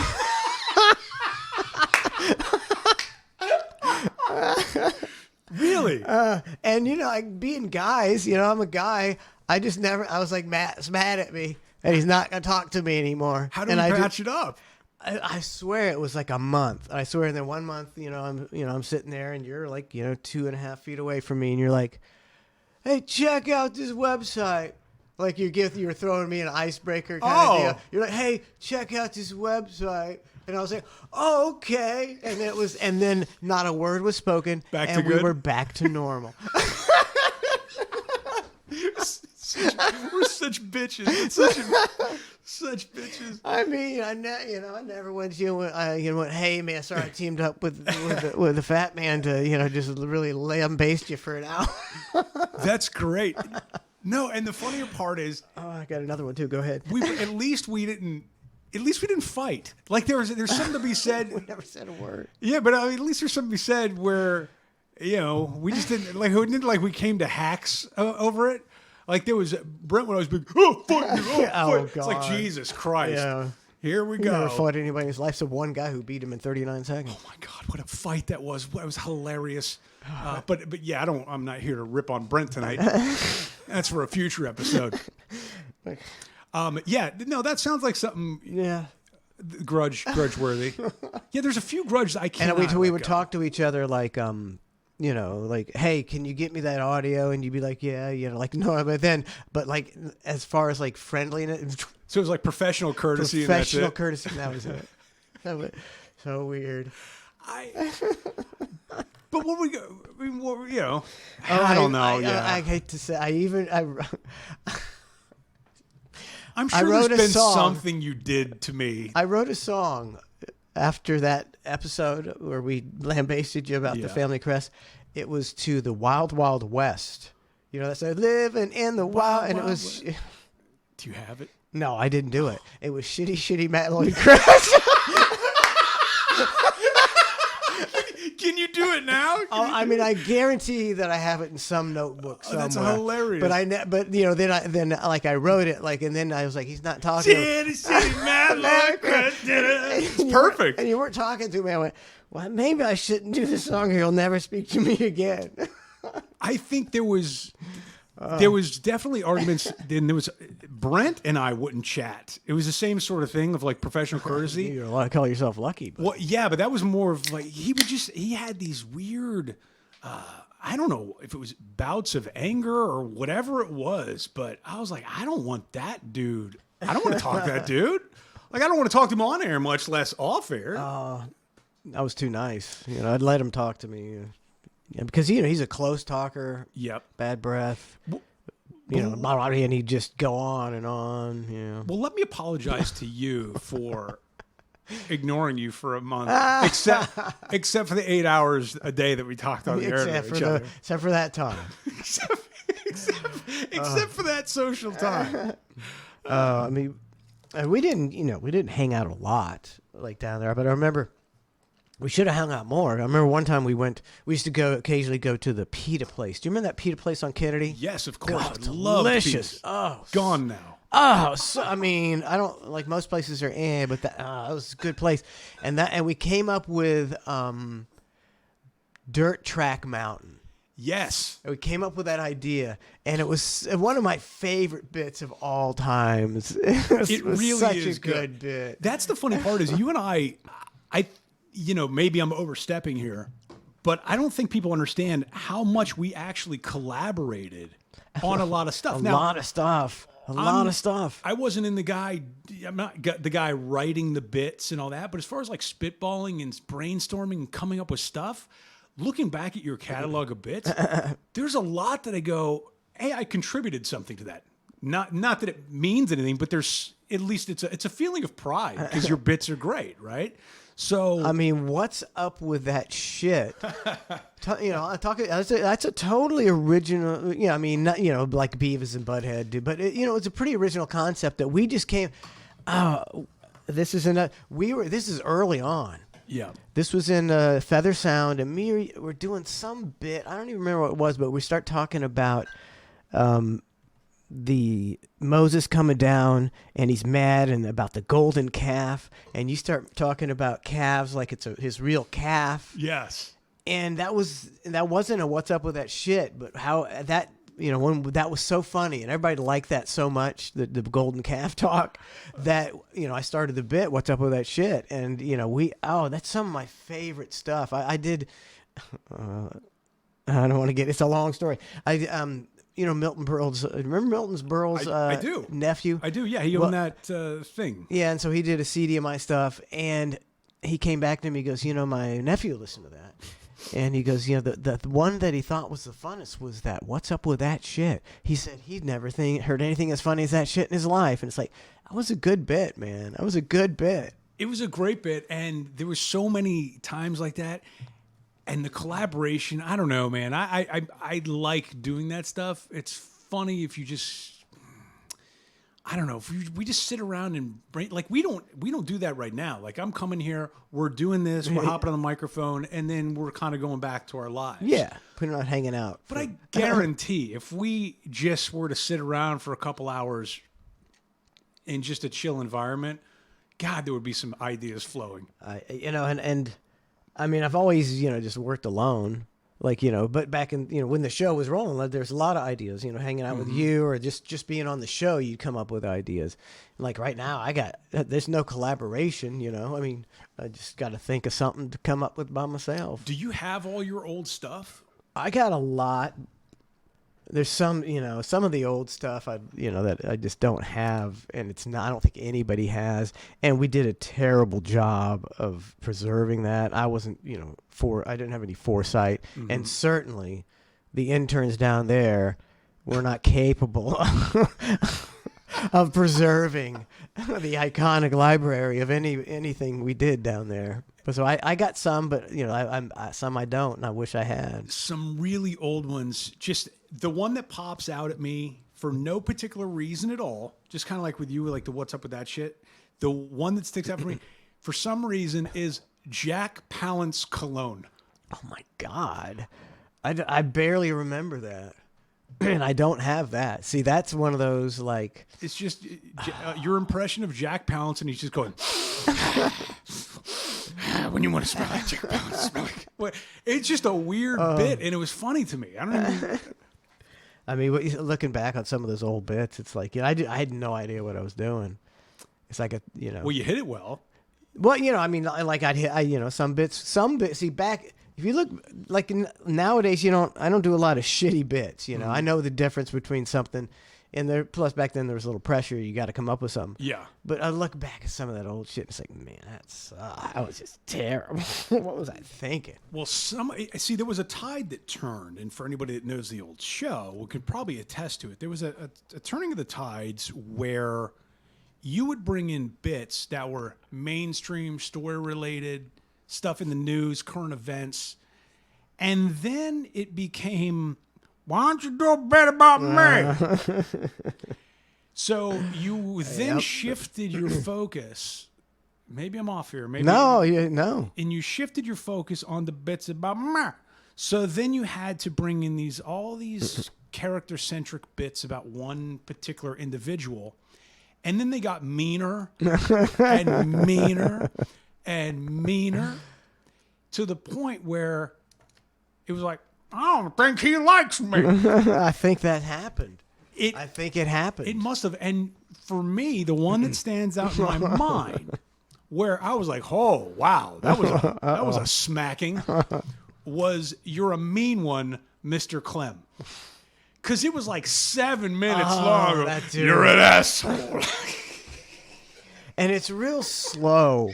It's real slow, and then you know you say all these horrible things, and then it comes to a stop. Yeah, you go briefly. I wouldn't touch you with a 39-foot dildo. Yeah, and then the pause. You're an asshole. And it was always something worse. You're a cocksucker, Mr. Grinch. Yeah. That's see, the one that was noticeable for me. Going, there's definitely a shift here in the bits. Yeah, probably. You know, I mean, he would always say, "Make it stiff." So I made it stiff. Imagine if you were there still. Imagine the stiff bits Oh that my were God. going on now. Oh. Could you imagine how stiff it would be? You know, but see, like he would always like make it stiff, and he would give me ideas for. He's like, you know, he'd say, you know, do cleaning out my closet about me leaving Holly and what an asshole I was. I make it stiff, and I'm like, all right, boss, and I make it real stiff. But I think towards the end, Over time, it took its toll. it just totally took its toll. Yeah. But I don't. He's not one ever for coming to anybody and saying, "Hey, Manson, kind of tired about the bitch calling me an asshole. Stop it." He would never. He would rather just me leave. He would drive me away than tell me that. Oh, see, I heard it. You heard what? I heard him say that. Oh, he was saying that all behind my back. I guess so. I didn't see. I didn't even. And when you were there, Oh, yeah. he was sick of it way before I knew he was sick of it. Yeah. Jesus Christ. What's this guy? Jesus Christ. It was one of those things. He's a lunatic. Yeah. And then he kept. And the next day, I guarantee he went, "I make it stiff." I guarantee. I guarantee. I guarantee it too. No, he was What is it? A sadist or what's the other one? masochist. Which one Who is? wants to hurt me? So which one is it? He's both. He's He's a both, okay. sadomasochist. He's a sadomasochist. Sadomasochist, He okay. is. He is a definition. Gotcha. Because you know he's a sadist. You know, he likes to, hurt people. And, he likes to inflict pain on himself. Career-wise, especially. I guess. He could retire if he just, some medical, some psychiatrist could write a book about him. Man, you know what I'm disappointed about was I bought into some of this stuff about not being able to interact with other radio personnel. Yeah. Radio personalities in town. Like, ever. Like, it was like you were it's almost like your property, right? Like, I'm paying you. You can't talk to this person, talk to this person. And he sets you on this island apart.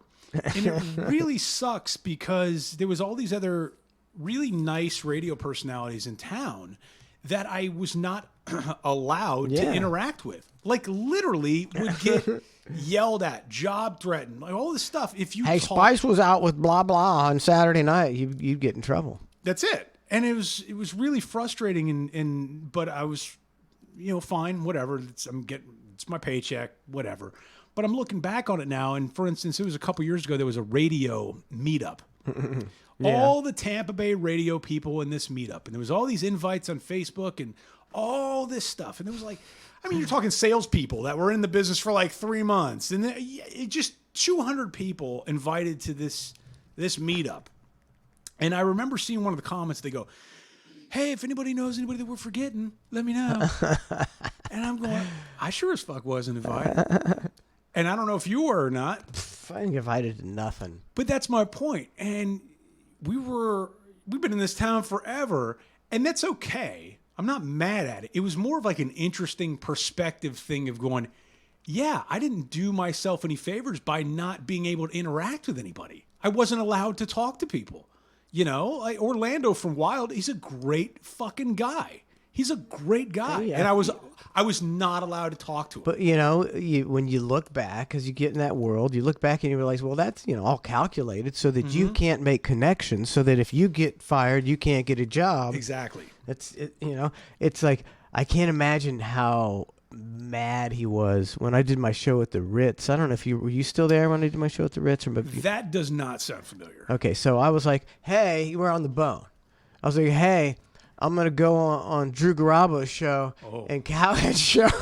And I'm going to promote my show, right, buddy? And he's like, sure. And it's like, he hated that. He hated that. Of course. I got to promote my show. We're on the station. See, it's all calculated. He built his own studio. We don't ever go to the Bone. Ever. We went there like one time for some big, congratulatory meeting or something. We didn't go to the Bone. I don't know anybody at the Bone. So see, you're isolated. You're completely, you're just on the Bubba team and you're hunkered down and everybody else is bad and you're good and you kind of get that Munchausen syndrome and you're like, yeah, fuck everybody. They're out to get us. Fuck everybody. Instead of like, quit being a dick and nobody will be out to get us. That's exactly, yeah. And it's only until you break away from all the stuff that you realize what's actually been going on. And for anybody listening, trust us. That's all I can say. It's, there's no debate here. I read some of these, I've been reading some of these comments, right?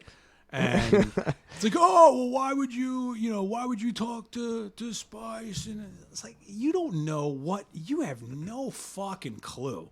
You got no clue. You have no idea what goes on behind closed doors. Of any business. A show for 20 years. And this is not a normal business either.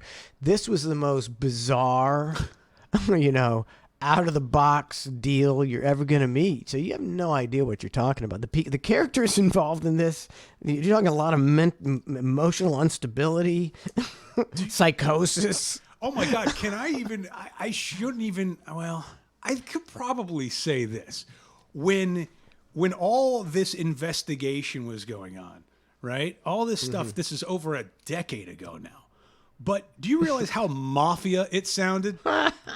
Yeah. Can you imagine how mafia it sounded when my attorney's like, all right, tell me what happened. I'm going, all right. So Spice Boy's talking to blah, blah, blah, and then there's a guy named 25 Cent, and then 25 Cent talks to Hamill. Now, Hamill's a guy, like, there's just all these different characters. It literally, if you were to draw it on a board, it looks like a mafia chart of a low-level shitty mafia of not one of the big five families, just some prostituted mafia. It's weird. It's just a local radio show. Just a local. Let's not take it too seriously, folks. I mean, it still galls me that we should be, we should be, I mean, I think I deal with it pretty well. I think I deal with it real fucking well. I mean, don't sell yourself short, Matt. You were a part of the show that was on Sirius Radio. That show was a phenomenon. That show was a cultural phenomenon. It was a meteor that comes around once every 100 years. It was the best show in radio, probably in the history of radio. And right now, we should be like front row of the Oscars. Me and you, because we're fucking A-listers, because we're part of, and, Bubba's fucking presenting on the Oscars, and we're going, fuck yeah! I know, we don't care he's a sociopath, man, we're at the fucking Oscars, because we've done movies, we've done television, we've done radio, because that... But no, I'm cool. I don't care. I'll go feed my horse. I don't care. I'm good. As long as I got my health and, I can pay my bills. I don't care. But God damn it, we should be front row at the Oscars. But why? Why? Yeah, you fucking mad. You'd be walking down the red carpet. You would. Oh, yeah. I'd be in a... It's total asshole. I'd be Cuck 2.0 at this point. There's no doubt. Sometimes you need balance. You got to have balance in life. You have to. You can't just ride. You just can't go up. You have to get knocked down occasionally. You have to. Everybody does. Who just got knocked down? Russell Brand. Dude, he was flying high for a little while. Man. And then they're going, not so fast, pal. And then they knocked him down. So now he's down. And then he'll regroup and he'll be all right. He'll fly. I'm not sure how it's going to go. I've heard things that like there may be a 16-year-old involved. Uh-oh. And I've heard that there's actual text where he's going, sorry, love. After knowing she was 16? No, this is just the first is a 16 and the second one is like a girl that he like kind of might have raped and he's like, well, everything was going so he was so lovely to me, sorry. You know? Oh no. But I don't know. See, and that's how it should be. I don't know. I like Russell Brand because I really like the way he goes about things and tells the truth and stuff. It seems like he's a truth teller, but he might be a rapist.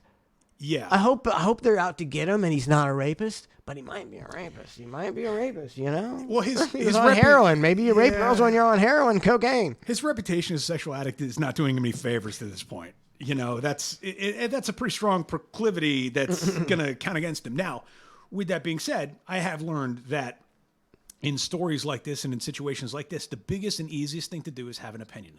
And that's what you see everybody doing. Because you have to, right? It's like, okay, the line is drawn in the sand. Either you're with him or against him. And there's no in between. And I sit here and I go, you know what? It's not the radio guy thing to do, but it's a human thing to just go, you know what? I don't have an opinion on this.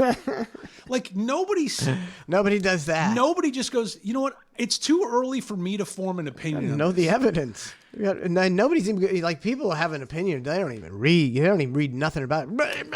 He's a rapist. He didn't do it. They're out to get him. Yeah, it surprises. You don't know. Some of my friends, they'll talk to me or ask me about stuff or whatever, and I'll chat with them, and they'll go, "Well, what do you think?" And I go, "I don't have an opinion on this." And they're shocked. It's like they're like, "What do you mean you don't have?" Like, it's okay to not have it. That's the thing that more people need to realize. It's okay to not have an immediate opinion. In this day and age, it's best to not have an opinion. Meanwhile, you got people having opinions 5 seconds into a story. They've dug in. How can you possibly dig in? I think in 5 seconds? social media has made people that way. Because they'll come out with their initial thing and you can't be wrong today because that's the worst thing is to be wrong. So then they always go, this tweet didn't age well, ha ha ha. Really got him. Yeah, really got him. There's no getting nobody. Nobody cares about. There's no reasonable discourse in this country. There is zero. No two people actually debating and trying with facts. Now we're done for, man. We're a bunch of idiots. Like. Congress can run up $33 trillion worth of debt, but what we care about is Lorraine Bobbitt got her tit grabbed at a show. Lorraine Bobbitt did? Oh no, it's the Boebert. What's who's? Because Lorraine Bobbitt. I feel sorry for the guy who grabbed her tit. She immediately severed his penis right there in the theater. Threw it on the floor, got scooped up by a janitor, now it's in the popcorn. I don't even know that bitch's name. It's Boebert or something. Lauren Boebert? Lauren Boebert. Yeah. Because she gave a hand job and got her titty grabbed in the she theater. She played the popcorn game it's at Beetlejuice. I get it that, like if you're on the left, you can go, well, she's like a total, God and country bullshit Republican, and she's getting her tit grabbed and she's vaping and telling the pregnant woman to fuck off. You see what she really is? She's a piece of shit. But all the Republicans are going, you can give hand jobs in the theater if you're a single woman, all you want. When nobody's thinking about, look, she's just a phony piece of shit. That's what you should get from this. Is she don't give a shit about the pregnant lady behind her, and she don't give a shit about you. No, it's all general hypocrisy, and everybody's a hypocrite. It doesn't matter who you are. In some level, on some issue, you are a hypocrite. So it's just general hypocrisy. With that story, though, I do find it interesting how quick that footage it hit the news of all of a sudden, like within a matter of 24 hours, they've got footage of her giving a hand job to a guy in the theater that's on all these outlets. And I don't know if that would have happened in any other scenario. Well, she got kicked out because she was vaping and she was flipping people off and you don't know who I am. So it was a big to-do. So they may have gone back and reviewed the footage and the guy was like, come here. come here. The guy is like going to town on her tit. And she's got his hand in his lap. And look, here's where she told the pregnant woman to fuck off. And I think that might have been how it went. Because normally you review the footage and there's nothing there. But this footage is a show. It was pretty good. I mean, she was playing the popcorn game. Pretty strong. It's a pretty strong video. General hypocrisy. I chalk it up to politicians being politicians. Politicians are human. And they all suck. So You know, so she's a con artist. So what do you think? She's a good person who's, you know, so she acts like a bitch in public because she's a liar. Yeah. She's a congresswoman. She's a fucking liar. even that one I don't have an opinion on because the opinion takes care of itself. There's no need for me to insert an opinion on a story like that because it just sort of will work itself out. Yeah. The last story I've had an opinion on was the retired police chief that got hit while just riding his bike down the street by two asshole thugs that had stolen a car. I think it was in Nevada or Arizona, one of the two, and just hit this guy. And Intentionally. Like they're talking about it. They're like, you know, we're going to get this guy. That's a story that I go, I have an opinion, and it only took me 5 seconds to get it. And I'm dug in. Because it's all right there. There's no need for conjecture. And that, you know, that will not get like national exposure. I've seen it on the internet. I'm sure it's been covered, but it's like, you know, they don't, that doesn't rile up the people they want to get riled up or something, because that won't get as much coverage. They got a narrative. Yeah, Fox is trying to rattle that cage a bit, but I only think it's going to, until the next news story comes out, that it goes away, you know. But yeah, that thing's crazy. And they're going, well, they haven't caught the passenger yet, but I'm sure they will. And then they said something to the effect of, and they don't know if they're going to charge the passenger. I'm sitting there going, you better goddamn well charge the passenger. Like, they're talking about hitting the guy.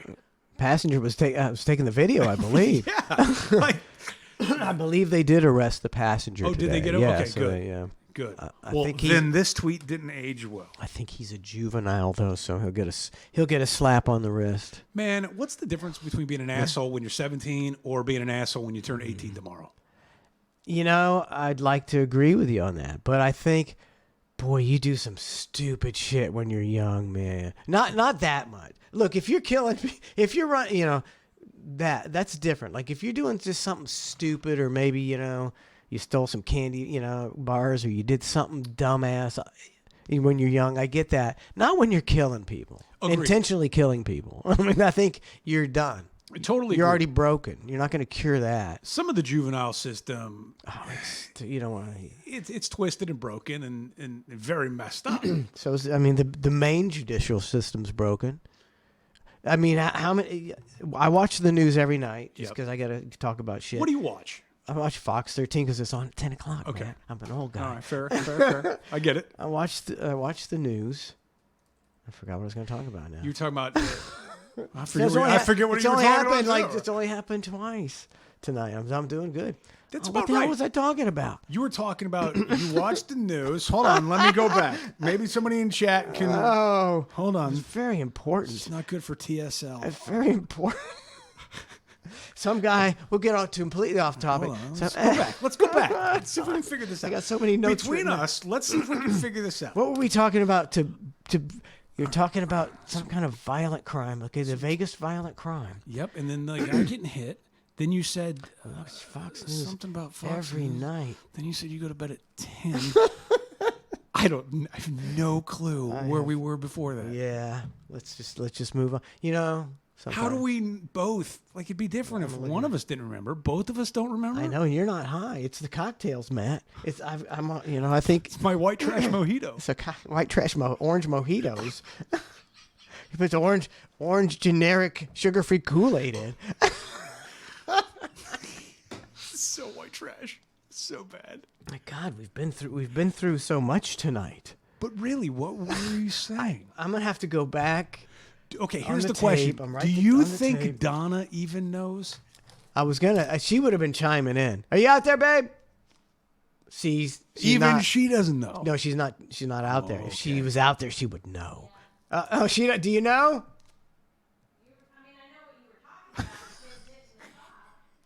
You don't know where I was going though.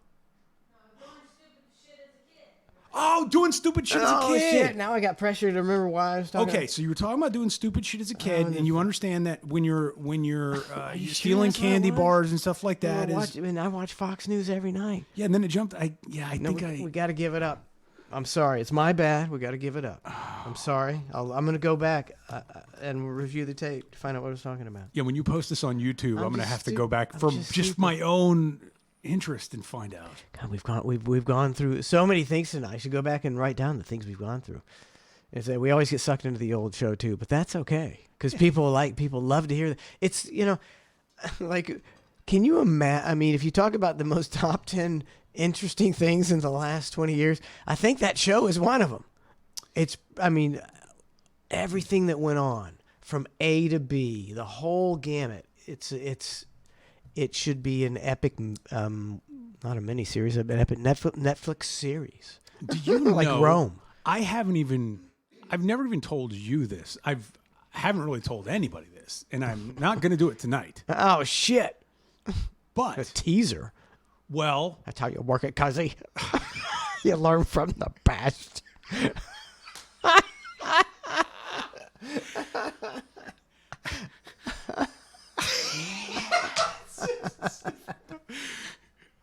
but I didn't even tease it right because I go, and I'm not even gonna tell you tonight.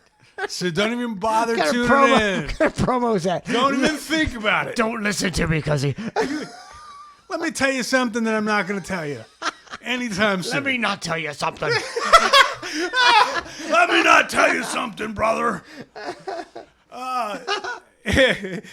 Yeah, if we could go back to the Stormy Daniels thing and the Trump thing, and we could talk about the information that I have in this old little noggin of mine, Yeah.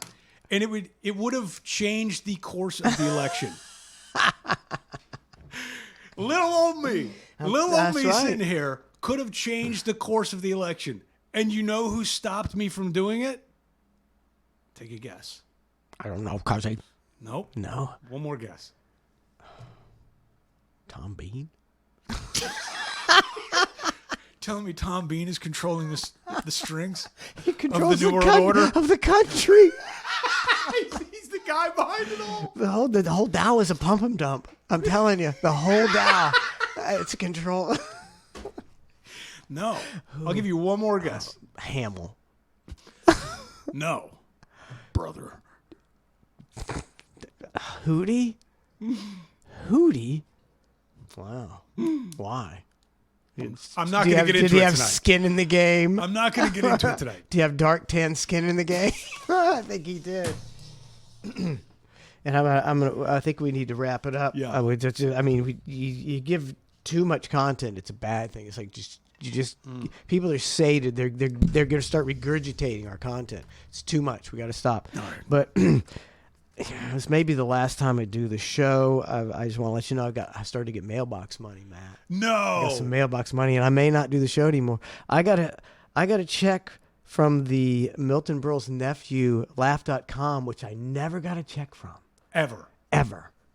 You know, Ever. It's ever. been 20. Ever. So my CD has given me $86.62 in mailbox money for the last 20 years. Hold on. What is that average out to a week? Hold on. What's the total? $86.62. And I'd say it's about 15 years ago.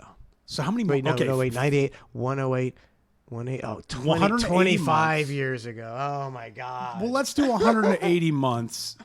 862 divided by 180. Is that how I do it? You've averaged 5 cents a year. 5 cents a year. Thank you, Milton Berle's nephew. You piece of shit. Where did that even come from? Some lady emailed me, said, I think I might have a check for you. And I was like, okay. You might email her back and go, do you have another check for me? She said, there may be more lying around. Wouldn't that be hilarious if you had really, honest to God, like a bunch more checks I know, just it would. hanging out? I thought, because I opened it live on the air. And I was like, I hope it's either 8 cents Because that's Or- the bigger, that's a funnier thing. or Yeah. $8,000. Yeah. One or the other. But it was $86. It was like kind of like a wah wah. When I do you- got some mailbox money, we're going to Bonefish, bitch. Yeah. Good luck.